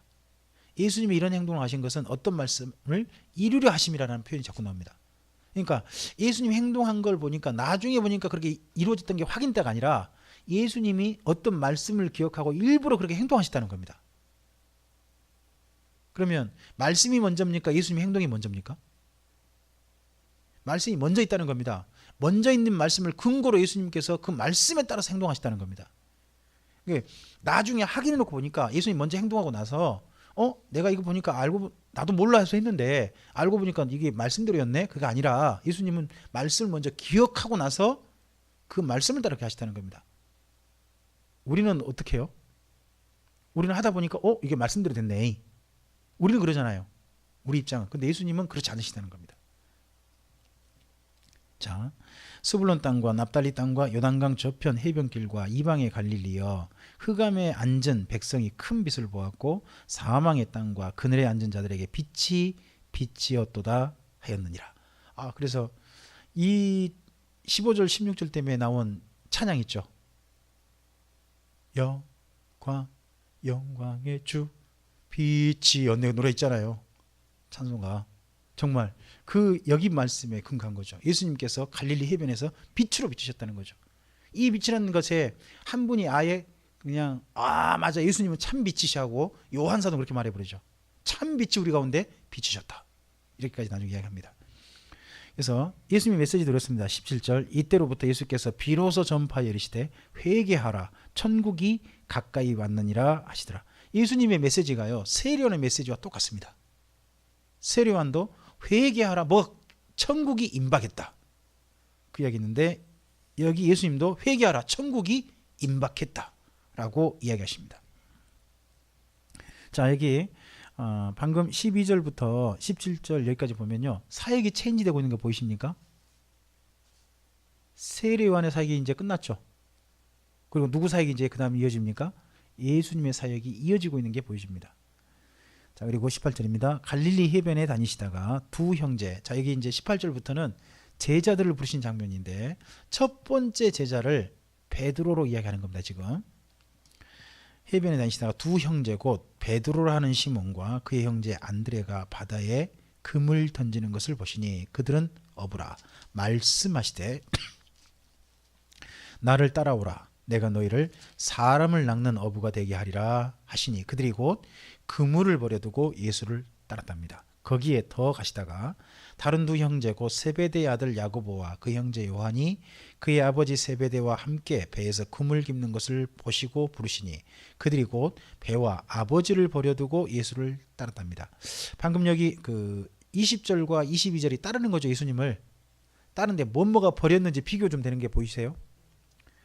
베드로와 안드레는 시몬과 안드레는 뭘 버렸습니까? 뭘 버려두고? 22절에 그러면 야고보와 요한은 뭘 버려두고? 배와 아버지입니다. 혹시 비교되는 거 보이세요? 다 어부예요. 이 사람들이 네 사람이 다 어부인데 베드로와 안드레는 버릴 게 뭐밖에 없어요? 그럼 자기가 뭐밖에 없다는 거예요? 그물. 그럼 배는요? 그죠? 그러니까 배는 남의 거니까 버릴 게 아니에요. 그럼 다르게 말하면 배를 임대를 한 거예요. 그러면 형편이 보이시죠? 베드로와 안드레는요, 그물 하나 가지고 배를 임대해서 임대를 줘야 되겠죠. 일단 그러면 그죠? 그리고 베드로 집에 누가 살아요? 장모 집에 지금 먼저 사는 것 같거든요. 그죠? 장모와 그리고 또 자기 아내가 있겠죠. 또 거기다 누구도 함께 살고 있어요. 자기 동생인 안드레. 베드로가요, 여러 사람의 그 하루하루 생계를 책임지고 있어요. 그렇죠? 그래서 베드로가요, 밤새 고기를 못 잡은데 그 다음까지 계속 그물질하고 있는 게 보이죠. 우리 같으면 적당히 포기할 만 하잖아요. 근데 포기를 못해. 왜 못할까요? 맞아요. 자기가 던져갖고 한 마리 잡으면 그게 뭐가 돼요? 자기 집에 먹거리가 되고요. 조금 더 잡으면 바꿔서 돈이 된단 말이에요. 이게 지금 생계예요. 생계. 단순히 물고기 잡는 게 이게 놀이가 아니란 말이에요. 이분은 지금 여러 사람 먹여 살려야 돼요. 책임이 누가 지고 있는 거예요? 베드로가. 전개에서 나중에 베드로가요, 지금은 그물을 버려두고 예수님 따르거든요. 따르는데 베드로의 마음속에 예수님이 어떤 분으로 지금 기억되고 있냐 그러면 그동안 바리새인들이 이야기한 메시아가 떠오른 거예요. 바리새인들이 이야기한 메시아 뭐죠? 유대인의 왕으로 오셔서 다윗의 후손으로 오셔가지고 이스라엘 민족의 나라를 이루시고 그 나라의 왕으로 앉으실 메시아, 그런 메시아로 베드로는 생각을 했어요. 그러면 이분 따라가면 자 어떻게 될까요? 장차 자기 집은 이 물고기가 아니라 진짜 자기 가족을 먹여 살릴 수 있는 게 되는 거죠. 그죠? 그랬는데 마지막 예수님 배반하고 모른다 그래 버리죠. 왜 그럴까요? 자기가 생각해도 예수님이 아닌 거예요. 그분은 그냥 자기가 진짜 그분 말씀하신 대로 죽으러 오셨다는 거예요. 자기는 죽으러 온 메시아를 믿은 게 아니에요. 왕이 되실 메시아를 믿고 싶었던 거지. 왜요? 자기 딸린 가족이 있잖아요. 그러니까 예수님 붙잡혀 가신 거 보고 마지막에 어떻게 해요? 자기는 살아야 되겠잖아요. 베드로가 그때 죽음도 각오해요. 왜 죽음 각오하냐 그러면 이번 예루살렘 입성해가지고 예수님께서 유대인 왕이 되실 거라고 생각했거든요. 그러면 그때 예수님이 쿠데타 일으킬 때 내가 앞장서가지고 싸우다가 죽으면 나중에 왕이 되신 예수님께서 베드로를 뭘로 인정해 주겠어요? 공신, 개국공신으로 인정해 줄 거 아니에요. 그럼 가족 누가 책임져 주시겠어요? 왕이신 예수님께 책임질 거 아닙니까? 그랬는데 그런 예수님이 아니신 거예요. 그럼 어떻게 해야 돼요? 자기 가족 누가 책임져 이제? 저는 베드로가 왜 그렇게 기어이 살려고 했을까 하는 것이 그런 데서 보여요. 그리고 나중에 예수님 부활하신 거 만나죠. 부활하신 예수님 만나잖아요. 만났는데 예수님을 더 이상 따르지 않고 어디 가버립니까? 갈릴리 가버리죠. 이유가 왜 그러겠어요? 예수님 부활하셔 만나보니까 이분이 왕이 되려고 오신 게 아니란 게 보였어요. 이제 확실해졌어요. 그분 믿어서 죄로부터 구원받는 것이지 이 가난으로부터 구원은 아니란 말이죠. 자기 가족을 먹여 살릴 예수님은 아니신 거예요. 그러니까 베드로는 그럼 어떻게 해요 이제? 자기 가족 생계 책임져야지. 그래서 다시 갈릴리로 오는 거예요. 그런데 그런 갈릴리로 온 베드로를 누가 찾아오시는 거죠? 다시? 예수님이 다시 찾아오셔가지고 베드로를 설득하시는 거죠. 베드로의 됨됨이와 베드로의 장래에 대해서 누가 믿었느냐? 예수님 믿으신 거잖아요. 너는 내 양을 칠 수 있어. 내 양을 먹일 수 있어. 그렇게 할 수 있어. 그렇게 해줘. 그런 이야기가 여기 연결되지거든요. 그리고 거기 세베대의 아들 야고보와 요한은요, 일부러 아버지를 말하죠. 세베대. 그죠? 그러면 세베대라는 사람이 그 당시에 굉장히 유명한 사람이라는 이야기예요. 또 버려둔 것도 잘 보세요. 배만 아닙니다. 배와 아버지입니다. 그럼 아버지, 이때 그 아버지의 이 배에 물고기 잡는 업이요, 그 배를 가지고 사업하는 사람 중에 굉장히 큰 사업이었을 거야 아마. 그럼 이 사업 그대로 가면 나중에 누가 물려받는 거죠? 야고보와 요한이 물려받는 거였을 거예요. 근데 물려받는 걸 포기하고 간 사람은 누구? 야고보, 요한이었다는 겁니다. 그러니까 양쪽 다 비교가 보입니다. 근데요, 누가 포기할 때 힘들었을까요? 맞아요. 전 둘 다 쉽지 않았다고 봅니다. 자기 가족 생계를 다 책임지고 있던 베드로가 그 일을 포기하고 가버린다는 건 자기 가족이 그럼 자기 언제까지인지 모르지만 힘겹게 살아야 한다는 거잖아요. 이런 사람 도둑으로 가버리면. 그죠? 그리고 또 자기가 이대로 그대로 물고기 잡다 보면 언젠가 아버지 큰 사업을 갖다가 물려받아서, 또 심지어 나중에 보면요, 이때 요한이 그 대제사장집에 자주 드나드는 게 보이거든요. 알아요. 그럼 뭔 말이냐 그러면 예루살렘에 있는 대제사장집에 물고기 납품하는 집이 세베대 집이란 이야기예요. 이미 사업터가 정확한 그런 집이란 말이죠.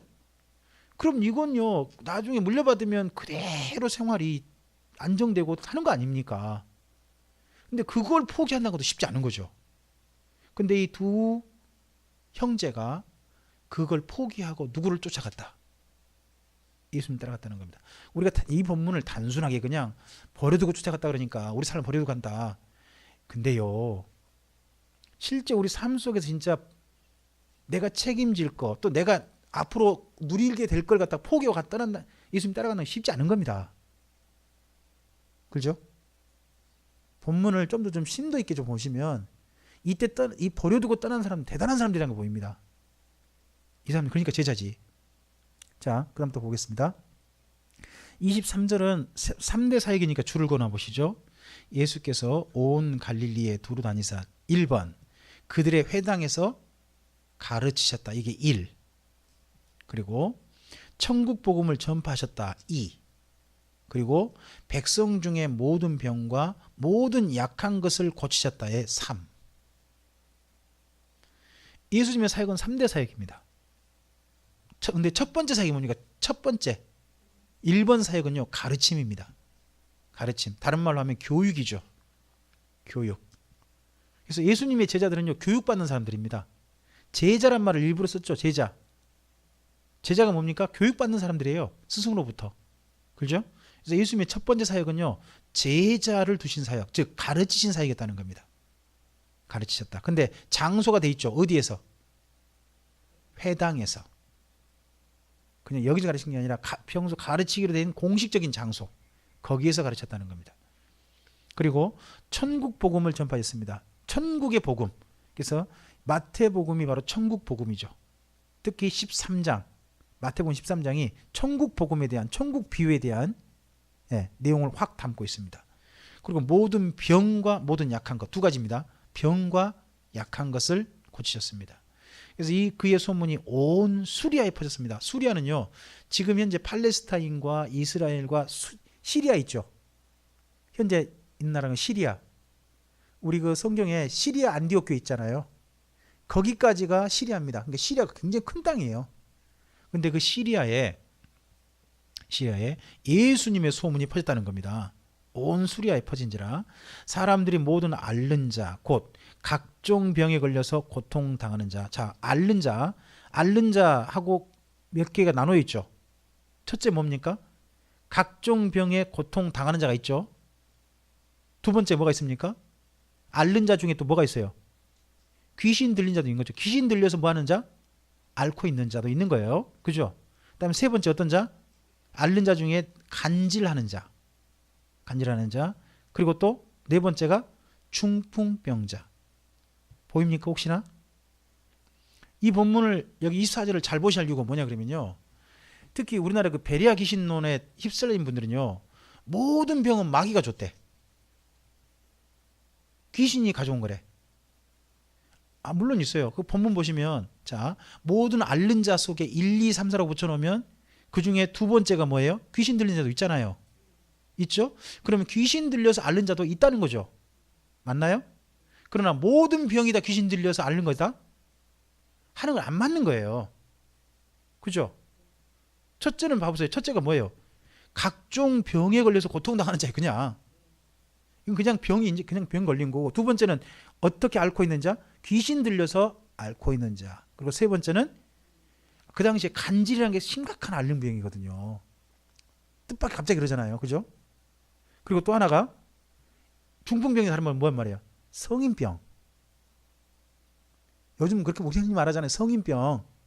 자기 생활 습관 때문에 가져온 병이 있잖아요. 특히 잘 먹고 잘 살아서 생기는 병. 그런 병도 있다는 겁니다. 그런 자들을 데려왔다는 겁니다.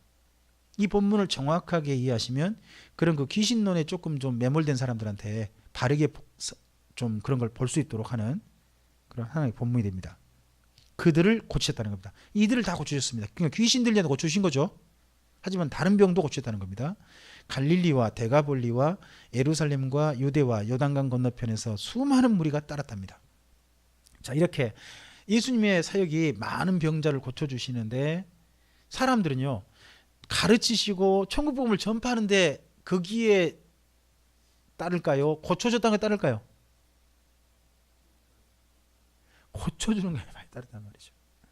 제가요, 어떤 분이 소위 이걸 보고 은혜 체험이라 그러잖아요. 우리가 병 고침 받으면 은혜 체험 한다 그러잖아요. 그러니까 병 고침 받은 사람 다 예수 믿는가요? 그 중에 일부가 예수 믿나요? 교회에서 병 고침 받고 이런저런 은혜 체험하는 사람 많아요. 근데 떠난 사람 많아요. 잘 보면, 그러니까 우리가 흔히 말하는 은혜 체험이란 건요, 하나님이 이적을 경험한 거예요. 근데 이적을 경험했다고 하나님 사람이 되느냐? 그건 아니에요. 신기한 걸 한번 경험한 거지. 그리고 나중에요, 신기한 경험했다가 나중에 이제 사람들이 자기 스스로 변명합니다. 또 이것도 하나님 떠나면서 그때 내가 이거 하나님 고쳐도 생각했는데 알고 보니까 내가 몸 약을 먹어서 그런 거다. 이런 식으로 말을 막 옮겨가요. 그런 것도 있어요. 자, 그 무리들이 왔을 때 우리 오늘 5장까지 하죠. 예수께서 보시고 산에 올라가 앉으시니. 자, 예수님 여기서 보니까 5장부터 산에 앉으셔서 말씀하시다 그래서 우리가 보고 산상순이라고 합니다. 산상순. 그러나 예수님 여기서 산에 앉으셨다 그러죠. 근데 누가복음을 보면요, 누가복음은 평지에 서셨답니다. 이 입장이 달라요. 이쪽에 벳세다 광야라 그러거든요. 흔히 이 근처를 벳세다 광야 그렇게 부릅니다. 벳세다 광야 근처일 거다 그렇게 봐요. 그럼 벳세다 광야를 가보면 삐스듬해요. 약간 삐스듬해요. 삐스듬하니까 마태에게 뭐가 돼요? 산이 돼요. 근데 누가는 가보니까 이걸 어떻게 산이라고 그러는데 이건 평지야 그냥 하는 겁니다. 근데 마태는 왜 일부러 산에 앉으셨다 그렇게 말할까요? 왜? 이유가 있어 이게. 왜냐 그러면요, 자, 이스라엘 민족이 하나님께서 말씀하신 사건이 있었죠. 직접 말씀하신 사건. 어디에서? 시내 산에서 말씀하셨죠. 모세 오경이 레이기라는 율법책이 산에서 받은 거잖아요. 그랬잖아요. 그런 것처럼 마태는 지금 이스라엘 민족이 쓰고 있죠. 자, 예수님의 말씀의 권위를 어디만큼 높이고 있는 거예요? 이스라엘이 출애굽했을 때 시내산에서 받았던 그때 말씀이 있잖아요. 그때 말씀 정도로 예수님의 여기 산상순의 권위를 높이고 있는 거예요 지금요. 마치 꼭 옛날 출애굽했을 때 이스라엘 민족이 예수님 말씀 받았던 것처럼 지금 예수님을 믿는 무리들이, 그렇죠? 무리들이 예수님이 앉으신 산, 하나님이 산에 앉으신 거예요. 앉으셔서 말씀을 전하신 거죠. 그 말씀을 정리하고 있는 데가 어디? 5장부터 7장이라는 산상순이라는 겁니다. 그러니까 권위를 일부러 왜 산에 앉으셨다는 표현을 쓰느냐 하는 부분들을 이해하시라는 겁니다. 이건 이스라엘 민족의 입장에서 보면 보인다는 겁니다. 이스라엘 민족 입장에서. 자, 제자들이 나왔습니다. 그랬을 때 입을 열어 가르쳤습니다. 자, 그러면 여기 산상순 예수님의 가르침이죠. 설교입니까? 강의입니까?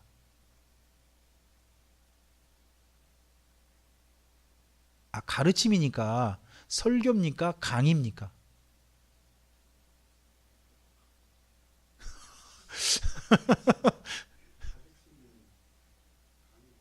강의 쪽이죠, 도리어. 그죠? 그러니까 우리는 산상수훈을 예수님의 설교로 보거든요. 그죠? 그러면요, 설교를 어떻게 해야 되는 거예요? 네, 강의식으로 해야 한다는 얘기입니다. 그러니까 노 목사님께서 그 강의식으로 하시게 된 그런 배경들 속에 보면 산상수훈의 첫 번째 예수님께서 산에서 설교하셨다고 되어 있지 않다는 겁니다. 뭐 했다? 가르치셨다. 가르치듯이 말씀하셨다는 거죠. 그런 부분을 가지고 진행을 하는 거죠. 자, 그러면서 우리가 잘 알고 있는 팔복을 말씀합니다. 심령이 가난한 자는 복이 있나니 천국이 그들의 것이며, 애통하는 자는 복이 있나니 그들이 위로를 받을 것이며, 온유한 자는 복이 있나니 그들이 땅을 기업으로 받을 것이며, 의에 줄이고 목마른 자는 복이 있나니 그들이 배부를 것이며, 긍휼히 여기는 자는 복이 있나니 그들이 긍휼히 여김을 받을 것이며, 마음이 정결한 자는 복이 있나니 그들이 하나님을 볼 것이며, 화평하게 하는 자는 복이 있나니 그들이 하나님의 아들이라 일컬음을 받을 것이며, 의를 위하여 핍박을 받는 자는 복이 있나니 천국이 그들의 것임이라. 나로 말미암아 너희를 욕하고 박해하고 거짓으로 너희를 거슬러 모든 악한 말을 할 때에는 너희에게 복이 있나니 기뻐하고 즐거워하라. 하늘에서 너희의 상이 큼이라. 너희 전에 있던 선지자들도 이와 같이 박해하였느니라. 이 상을 우리가 팔복이라고 하죠. 여기까지 말씀을, 첫 번째 팔복입니다. 근데요, 이 팔복은 사실은요, 예수님이 처음 하신 말씀이 아닙니다. 구약 성경의 선지서를 보면요, 하나님이 찾고 계신 사람들입니다. 쉽게 말하면 팔복은요, 여찌고 구약 성경 속에 찾고 계신 하나님의 사람들, 하나님은 이런 사람을 만나고 싶어 하신다 하는 사람들을 요약해 주신 겁니다. 또 선지자들이 어떻게 삽니까? 10절이죠. 선지자들이 의를 위하여 핍박받은 사람들 아닙니까? 그렇죠? 또 이 하나님으로 말미암아 욕하고 박해하고 거짓으로 거슬러 모든 악한 말을 들었던 사람들이 누굽니까? 선지자들이잖아요, 옛날. 그죠? 그런 선지자들과 똑같은 선지자 같은 사람들 지금도 누가 찾고 계신다? 예수님이 찾고 계시고 하나님이 찾고 계신다 하는 얘기를 합니다. 그래서 마지막 12절에 누구랑 동급을 갖게 합니까? 너희 전에 있던 선지자들이라고 되어 있습니다. 그러면 예수님께 부름받은 사람들은요, 누구랑 자신을 레벨을 갖게 해야 한다는 거죠? 선지자와 레벨을 갖게 한다는 겁니다. 이 부분 보면, 그러니까 가장 정확한 하나님의 사람들, 구약 성경에 이스라엘 민족의 수많은 사람들 있잖아요. 그죠?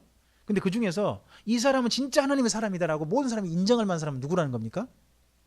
성경에 나와 있는 선지자들이라는 겁니다. 그죠? 그럼 그 정도 레벨은 돼야 한다는 겁니다. 예수님께 부름받은 사람들은. 그죠?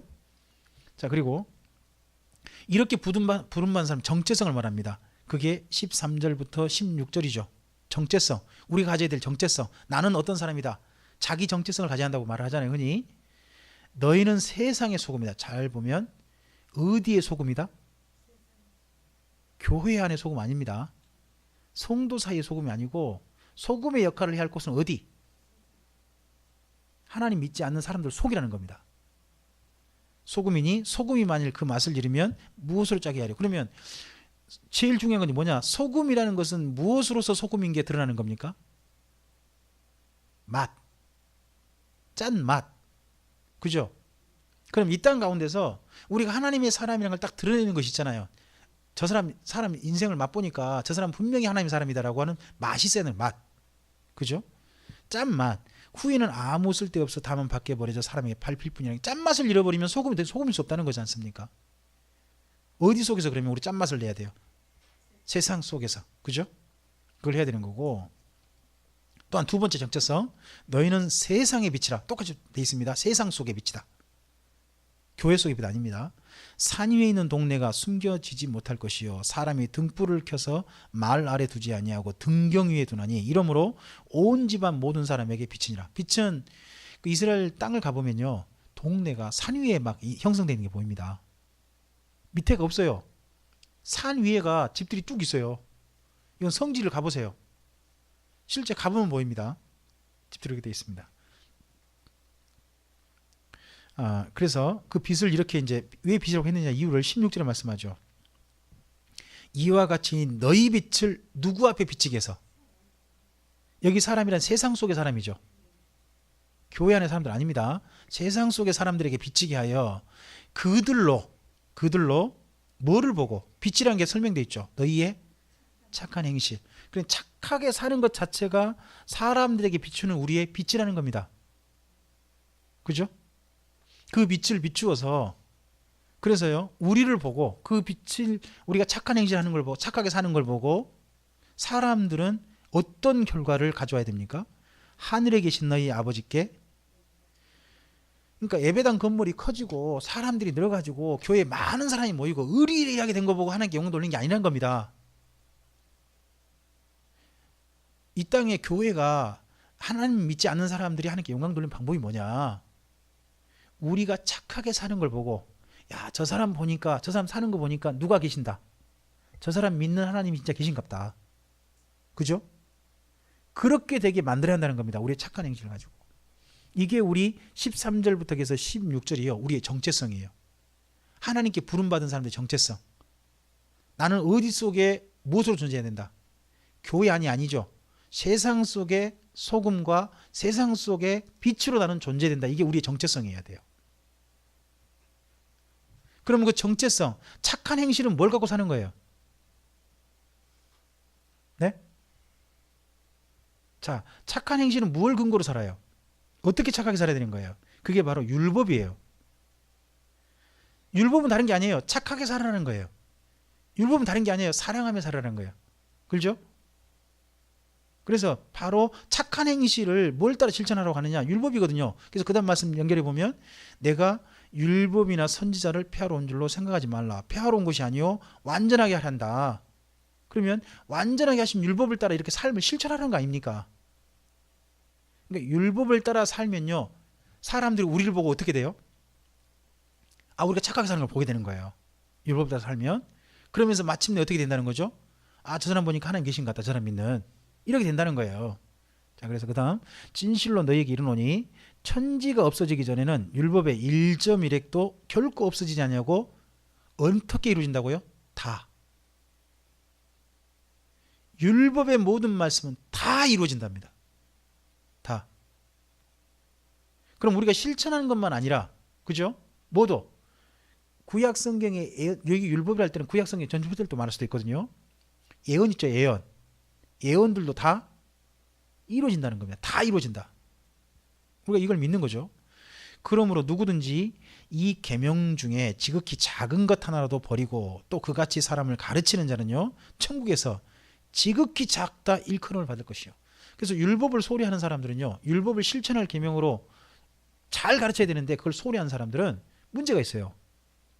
더더구나 요즘 일부 교회들이 그런 이야기를 해가지고 성도들이 막 헷갈린 것 같아요. 율법이 폐지했다는 거예요.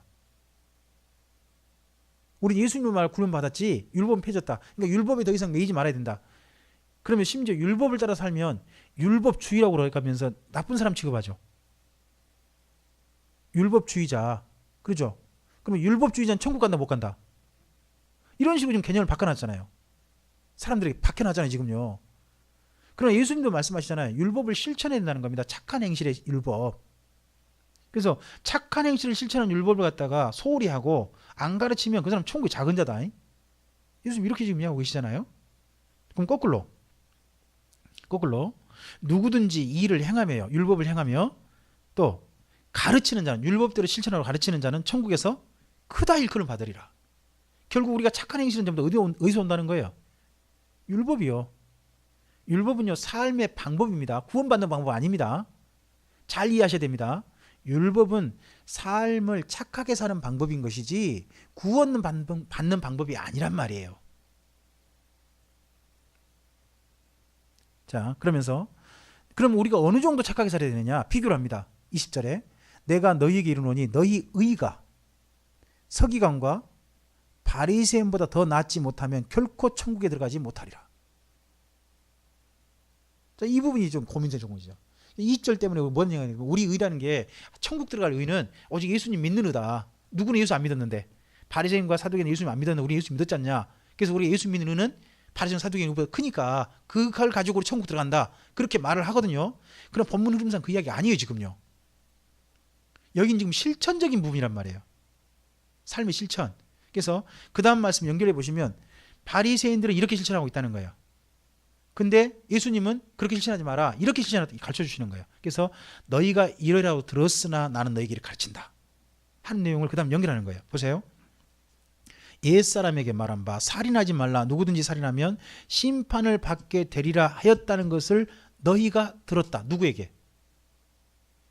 누구에게 들었다는 거예요? 아니요. 예수님이 지금 말씀 듣는 사람들에게 말하고 있잖아요. 너희가 들었다. 누구한테 들은 거예요? 그 사람들은 바리새인들에게. 바리새인들이 이렇게 가르쳤다는 거예요. 그렇잖아요.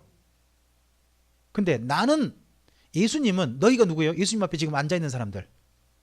나는 너희에게 이르노니, 그러면서 여기 지금 22절부터요 26절까지 이 표현 나면 꼭 줄거놓으셔야 돼요. 형제. 모든 사람 아닙니다. 모든 사람이 아니라 형제라고 하는 사람들을 국한시킵니다 지금. 자, 마태복음이 예수 믿는 사람에게 쓰였습니다. 그 당시 예수 믿는 유대인들에게. 그러면 형제는 누굽니까? 예수 안 믿는 유대인 포함시킨 게 아니에요 지금요. 어디 안에? 예수 믿는 유대인 안을 포함시키고 있는 거예요. 그걸 생각해 보면 읽어보시면 뭐가 보이느냐? 바울파와 할례파가 보여요. 보면, 자 봐보세요. 나는 너희에게 이르노니 형제에게 노하는 자마다 심판을 받게 되고, 밖에 사람 아니에요. 누구에게? 형제에게. 그 다음에 또 형제에 대하여 나가라 욕하는 사람, 그런 사람은 공회에 잡혀 가게 되고, 또 미련한 놈이라 하는 자는 지옥불에 들어가게 되리라. 자, 이렇게 지금 현재 이 마태복음을 쓰고 있을 당시에 형제를 욕하면서, 예수 믿는 형제를 욕하면서 유대인들끼리 싸우고 있었잖아요. 바울파와 할례파. 너희 그렇게 계속하면 너희 어디 들어간다? 지옥 간다. 자, 계속 또 볼까요? 그러므로 예물을 제단에 드리려다가, 예물을 제단에, 그럼 이거 뭐죠? 하나님 제사 드린 거나 또는 예물이니까 제물은 아니죠. 하나님 제사 드리거나 또는 예배 드리거나, 그렇죠? 드리려다가 거기서 누구에게, 어떤 안 믿는 사람 누구 아닙니다. 함께 지금 이 시간 예배를 함께 드리는 누구, 예수님 앞에 함께 서야 될 이 자리 없지만 다른 곳에 서 있을 예수 믿는 사람 누구, 내 형제에게 원망 들을 만한 일이 있거든, 있는 것이 생각나거든, 예물을 제단 앞에 두고 먼저 가서 누구와 화목하고? 형제와 화목하고 그 후에 와서 예물을 드리라. 지금 계속 누구에 대한 이야기? 형제 관계죠. 제가 왜 마태복음을 바울의 사역 전성기, 그리고 할례파들이 바울 사역에 대한 방해기 때를 일부러 잡느냐? 예수님의 이야기를 가지고 지금 뭐하고 있냐? 교회 그 당시 믿는 유대인들에게 너희 그렇게 했다가는 그 지옥 갈 짓거리다. 지금 분명히 말하면서 제발 서로 사이좋게 지내라. 서로 용서하고, 용서를 구하고 사이좋게 지내라. 함께 주님 앞에 예배드리고 있는 사람들 아니냐 하고 지금 가르치고 있다는 겁니다. 이런 부분이 있다는 거죠. 그 다음에 또요, 너를 고발하는 자와 함께 길에 있을 때는 급히 사화하라. 그 고발한 자가 너를 재판관에게 내어주고 재판관이 옥리에게 내어줘 옥에 가둘까 염려하라. 이때요 바울파를 갖다가 할례파 사람들은요 할수면서 고발해가지고 활동 못하게 만들려고 그런 행동도 했어요. 진실로 내게 이르노니 내가 한 푼이라도 남김없이 다 갚기 전에는 결코 거기서 나오지 못하리라. 자, 결국 이래서 보면 21절부터 26절을 보면요, 자, 바리새인들은 그래도요 살인하지 말라, 살인하면 심판받는다고 했지만 그 당시 예수 믿는 사람은요 살인하는 것보다 더 나쁜 행동을 지금 하고 있다는 거예요. 바리새인은 더 낫지 않다는 거죠. 예수 믿는 사람들이 지금 싸우고 있잖아요. 바울파와 할례파가 갈등하고 있잖아요. 너그 그러면서 무슨 바리새인도 더 낫다고 생각하냐? 말도 안 된다. 지금 이 본문을 우리로 보지 마시고 그 당시 1차 독자로 돌아가서 보시면 그런 본문이 보일 거란 겁니다. 상황이. 그 다음에 27절입니다. 또 간음하지 말라 하였다는 것을 너희가 들었습니다. 누구에게요? 바리새인들에게. 바리새인 들었어요? 나는 너희에게, 나는 지금 산상순을 듣고 있는 사람들에게 예수님께서 이르노니 음욕을 품고 여자를 보는 자마다 마음에 이미 간음하였습니다. 이 말씀 때문에 얼마나 제가 28절 때문에 참 과거에 많이 하나님 앞에 그래 저는 죄인입니다 하고 있는지 모릅니다. 이쁜 여자 보면 사실은 야 진짜 이쁘다 그런 생각 많이 했거든요. 자고 싶다는 생각도 많이 했죠. 죄송합니다. 죄송합니다. 근데 여기 음욕을 품었다는 표현이요, 자고 싶다는 생각을 가졌다는 게 아닙니다. 이게 뭔 말이냐 그러면요, 새가 알을 품었다는 겁니다. 품었다는 말이 원래 표현이 새가 알을 품었다가 해요. 달걀을 밑에다가 얼마간 품죠? 21일인가요? 밑에 품잖아요. 나오잖아요. 그러니까 한번 딱 스쳐 생각이 한번 날 수도 있어요. 정말 멋진 남자나 멋진 여자 보고 아이고 저 사람 한번 자고 싶다는 생각을 순간 가질 수 있어요. 16분만 잘 생각하셔야 돼요. 그 생각이 우리 속으로 스스로 할 수도 있지만요, 어떤 생각은요 마귀가 줄 수도 있어요. 우리 한 순간 생각할 수 있다니까요. 근데 그 생각을요 버리지 못하고 계속 품고 있는 사람이 있죠. 자, 음행의 실체는 어디서부터 나오는 거예요? 생각을 버리지 않고, 그게 아니라 생각을 버리지 않고 한 번 생각이 들어올 수도 있는데 그 생각을 버려야 되는데 생각을 속에서 알을 품듯이 계속 품어가지고 마침내 실천하는 사람이 나타나는 거예요. 예수님은 그래서요, 음욕 이전에요 뭘 말하느냐, 네 속에 어떤 생각을 계속 지속적으로 품고 있는 거 있잖아요. 한 번 생각하면 쓱쓱 지나가는 거 말고, 그 말고 품고 있는 데부터 이미 뭐가 됐다, 새가 알을 품듯이 그런 거부터 마음에 가늠이다. 그러니까 여자를 볼 때 지속적으로, 어떤 여자를 보면 계속 지속적으로 뭐예요? 저 여자랑 먹고 싶다 하는 마음을 버리지 않고 계속 품고 있는 거죠. 품고 있어서 마침내 그 여자한테 어떻게 할까요? 찝적대죠. 이제 실천할 거 아니에요. 거기서부터 이미 가늠이 있다 하는 겁니다. 그래서 예수님의 여기 마태복음을 5장을 보시면요 뭘 말하느냐, 살인이라든지 간음은 실천적인 거죠. 실천적인 거잖아요. 근데 라가라고 하는 서로 욕하고 욕하는 거 있잖아요.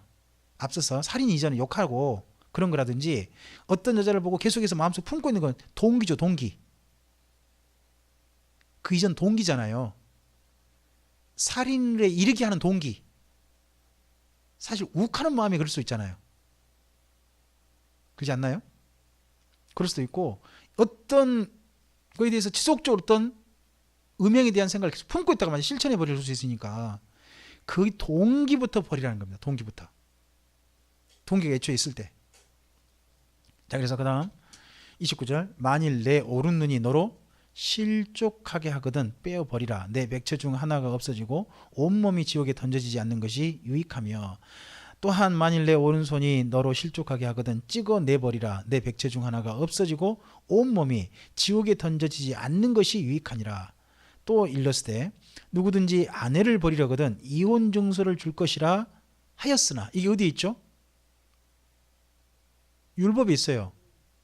율법에 있거든요. 근데 이혼 증서를 주라고 하니까는 이 예수님 때요 이걸 갖다가 이제 오용하는 거예요. 자, 조금 생각 한번 해보셔야 돼요. 이혼할 때 여자한테 이혼 증서를 주는 이유는 누구에게 기회를 주기 위한 걸까요? 여자에게요? 그럼 여자에게 무슨 기회를 주려고요? 자, 이혼 증서를 가진 여자는 뭐냐 그러면, 뭔 말이냐 그러면, 나는 정식으로 이혼했기 때문에 다시 재혼할 수 있습니다라고 하는 근거가 돼요. 그럼 이혼 증서는 누구를 위한 거예요? 여자를 위한 거예요. 근데 이걸 누가 이용을 해요? 남자들이. 뭐 하는 방법으로? 이 여자랑 더 이상 살기 싫어, 난 저 여자랑 살고 싶어. 그럼 뭐예요? 그냥 이혼증 써가지고는 주고는 난 당신 정식 이혼했어 잉? 그러고는 저 여자랑 이렇게 하는 거예요, 예수님 때. 그러니까 문제는 뭐냐, 제도가 문제가 아니죠. 제도를 이용해 먹는 인간들이 문제인 거예요. 보면 한결같이. 그래서 이혼 정술거를 하시으나 나는 너희에게 이르노니 누구든지 음행한 이유 없이, 그러니까 아내와 이혼하려면 뭐가 있어야 된다? 정당한 사유. 이혼할 수 있는 정당한 사유가 있어야 된다. 근데 그런 것이 없이 아내를 버리면 이는 그로 간음하게 하며 또 누구든지 버림받은 여자에게 장가드는 자도 간음함이니라. 이렇게 해서 그 당시에 바리새인들의 가르침이 있지 않습니까? 바리새인들의 가르침의 맹점들, 문제점들, 그런 부분들을 예수님께서 지적하시고 도리어 보다 근본적인 데부터 출발해 가지고, 사실은 율법은 행동적인 뿐만 아니라 마음에서부터 하나님 말씀을 지켜야 된다 하는 부분들을 지금 이야기하고 있는 겁니다. 그 다음 또 보시면 33절에 또 옛사람에게 말한 바 헛맹세를 하지 말고 또 내 맹세한 것을 주께 지키라 하였다는 것을 너희가 들었다. 누구에게요? 바리새인들에게. 들었으나 나는 너희에게 이르노니, 예수님께서 말씀하십니다. 도무지 맹세하지 말지니 하늘로도 하지 말라 이는 하나님의 보좌이며 땅으로도 하지 말라 이는 하나님의 발등상이며 예루살렘으로도 하지 말라 이는 큰 임금의 성이며 내 머리로도 하지 말라 이는 내가 한토록도 희고 검게 할 수 없음이라. 만일 오직 너희 말은 옳다 아니라 하라. 이에서 지나는 것은 악으로부터 나느니라. 자, 여기 33절부터 37절은요 맹세하지 말라죠. 근데 이게 어느 성경에 또 나온지 아세요? 아니요, 신약 성경 중에. 이게 야고보서에 나온다니까요. 제가 말씀드렸잖아요. 그때 야고보하고 여기 마태복음이 비슷한 시기에 쓰였어요. 믿는 유대인들이 당하는 일들 가운데 어떻게 보면 안 믿는 유대인들이 어떤 사람 추적해 와요. 너 이 사람 본 적 없냐? 나 안 봤어. 진짜 못 봤어? 진짜 안 봤어? 만난 적 없어? 진짜 안 만났다니까? 맹세할 수 있어? 맹세해. 어디로? 뭐 이렇게 따지고 든단 말이죠. 그래가지고 자꾸 봤는데 안 봤다고 해야 되잖아요. 그럼 뭐가 돼요? 스스로 마음이 나중에 걸리겠죠. 내가 거짓말했다는 걸리니까 똑같아요. 마태복음하고 야고보서 똑같이 말해요. 그냥 맹세하지 말고 뭐 해라. 옳은 건 그렇다 그러고 아닌 건 아니라고 해라. 이렇게만 이야기해요. 똑같이 이야기합니다. 그런 부분들을. 자, 그 다음 또 좀 가보겠습니다. 또 눈으로 이는 이로 갚으라 하였다는 것을 너희가 들었으나 나는 너희에게 이르노니. 이것도 또 이제 그만큼 죄를 지은 만큼 값을 치러야 한다는 거죠, 원래는. 근데 악한 자를 대적하지 말라. 누구든지 내 오른편 뺨을 치거든 왼편도 돌려대며. 오른편 뺨을 맞아본 적 있으세요?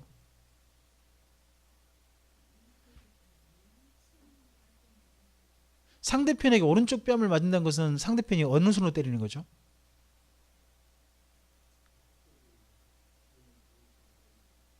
왼손이에요. 아니면 오른편 뺨을 오른손으로 때리려면 어떻게 때려야 돼요?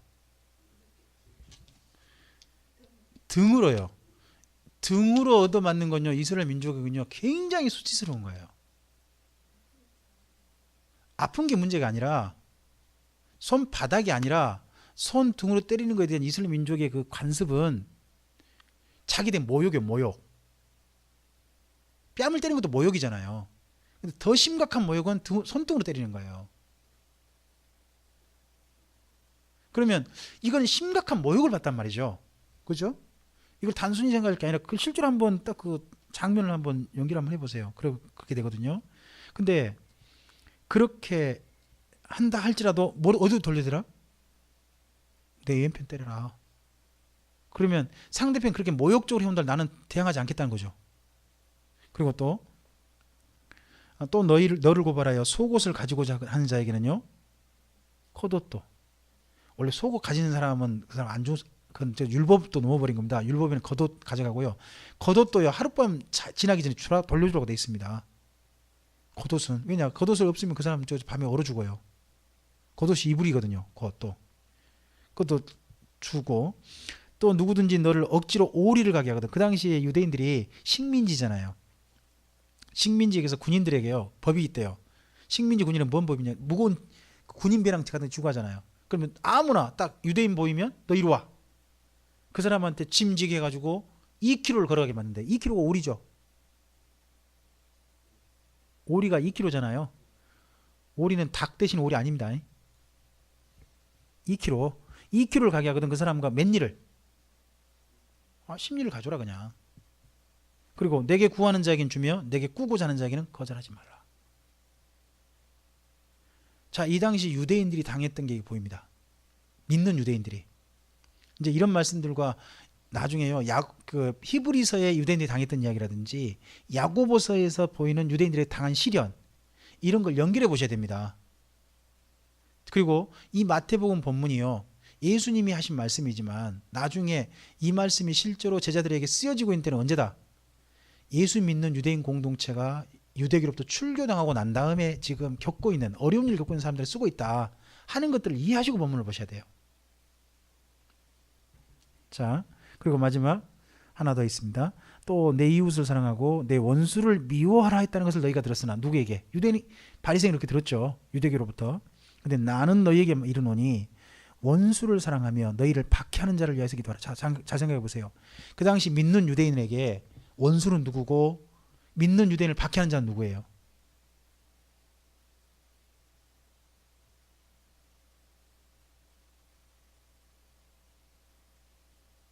그 당시 믿는 유대인들에게 원수와 믿는 유대인을 박해하는 자는요, 유대교 유대인이에요. 그리고 또 지금 바울파와 할례파가 서로 원수지간처럼 지금 돼 있잖아요.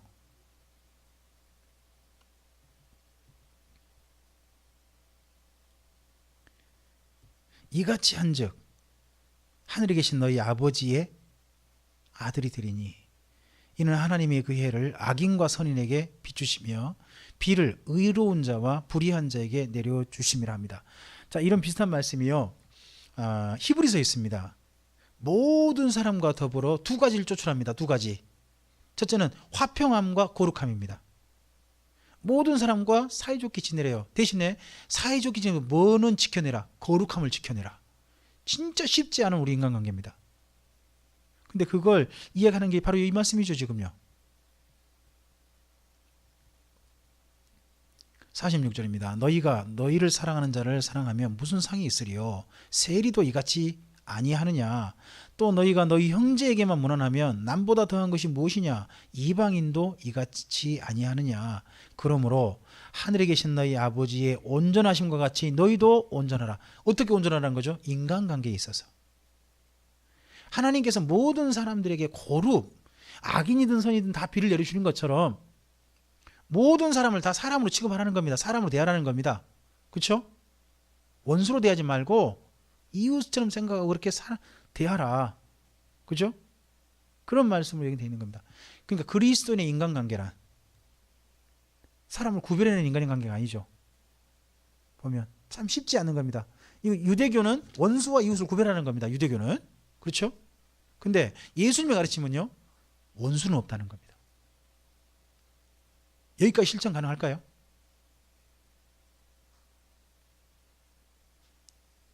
그러니까 보십시오. 본래 바리새인들의 의보다 지금 누가 가르치신 의가 예수님이 가르치신 훨씬 더 높고 완전한 겁니다. 우리는 지금 밑에 사람들 수준의 그런 유대교 수준의 그런 의가 아니라, 실천 의가 아니라 예수님이 말씀하신 성도의 의를 목표점을 두고 걸어가는 사람이란 겁니다. 이게 바로 우리 의가 누구보다 낫다, 바리새인보다 더 낫다고 하는 실천적인 부분들이면 지금 이게 한 가지 더 이해돼서, 그럼 우리 의가 마침내요 두 가지가 있습니다. 우리 의는 두 가지가 있어요. 하나는 구원받는 의가 있어요. 이거 구분하셔야 됩니다. 구원받는 의가 있고 상받는 의가 있어요. 이거 딱 구분하셔야 됩니다. 우리가 구원받는 의는요, 누가 주시는 거냐? 하나님이 주시는 거예요. 누굴 통해서? 예수님을 통해서 주시는 거예요. 그건 우리가 할 수 있는 게 아닙니다. 오직 하나님이 주신 선물입니다. 구원받는 의는.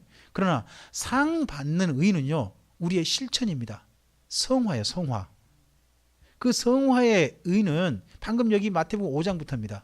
그리고 진짜 상받는 의, 그럼 어떻게 상받아야 할 것인가?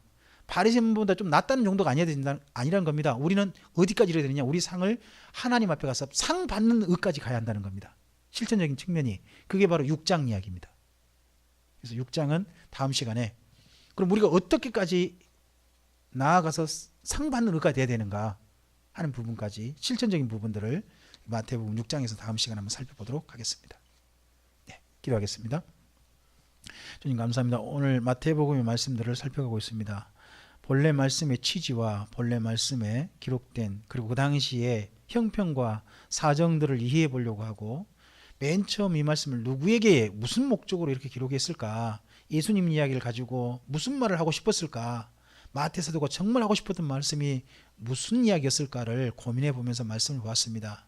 우리가 본 것이 완전하지 않을 것이고 본래 모든 것에 합당하지 않을 수도 있을 거라고 생각합니다. 그러나 진리의 말씀을 바르게 알아듣고자 하고 바르게 이해하고자 했던 우리의 열심을, 우리의 사모함을 주님께서 사랑스럽게 여겨주시고 주의 말씀을 바르게 보는 자리로 우리를 이끌어 주시옵소서. 그리고 진리를 따라 우리의 삶을 한 걸음 한 걸음 걸어가게 해주셔서 정말 주님께서 부르신 팔복의 사람들, 주님께서 말씀하신 정체성을 가지고 세상 속에서 주님의 사람답게 존재하는 하나님의 사람들, 그들이 우리가 되게 하시고 우리를 통해서 주의 말씀을 지도받는 사랑하는 사람들이게 하여 주시옵소서. 의탁드리오며 예수님 이름으로 기도합니다. 아멘.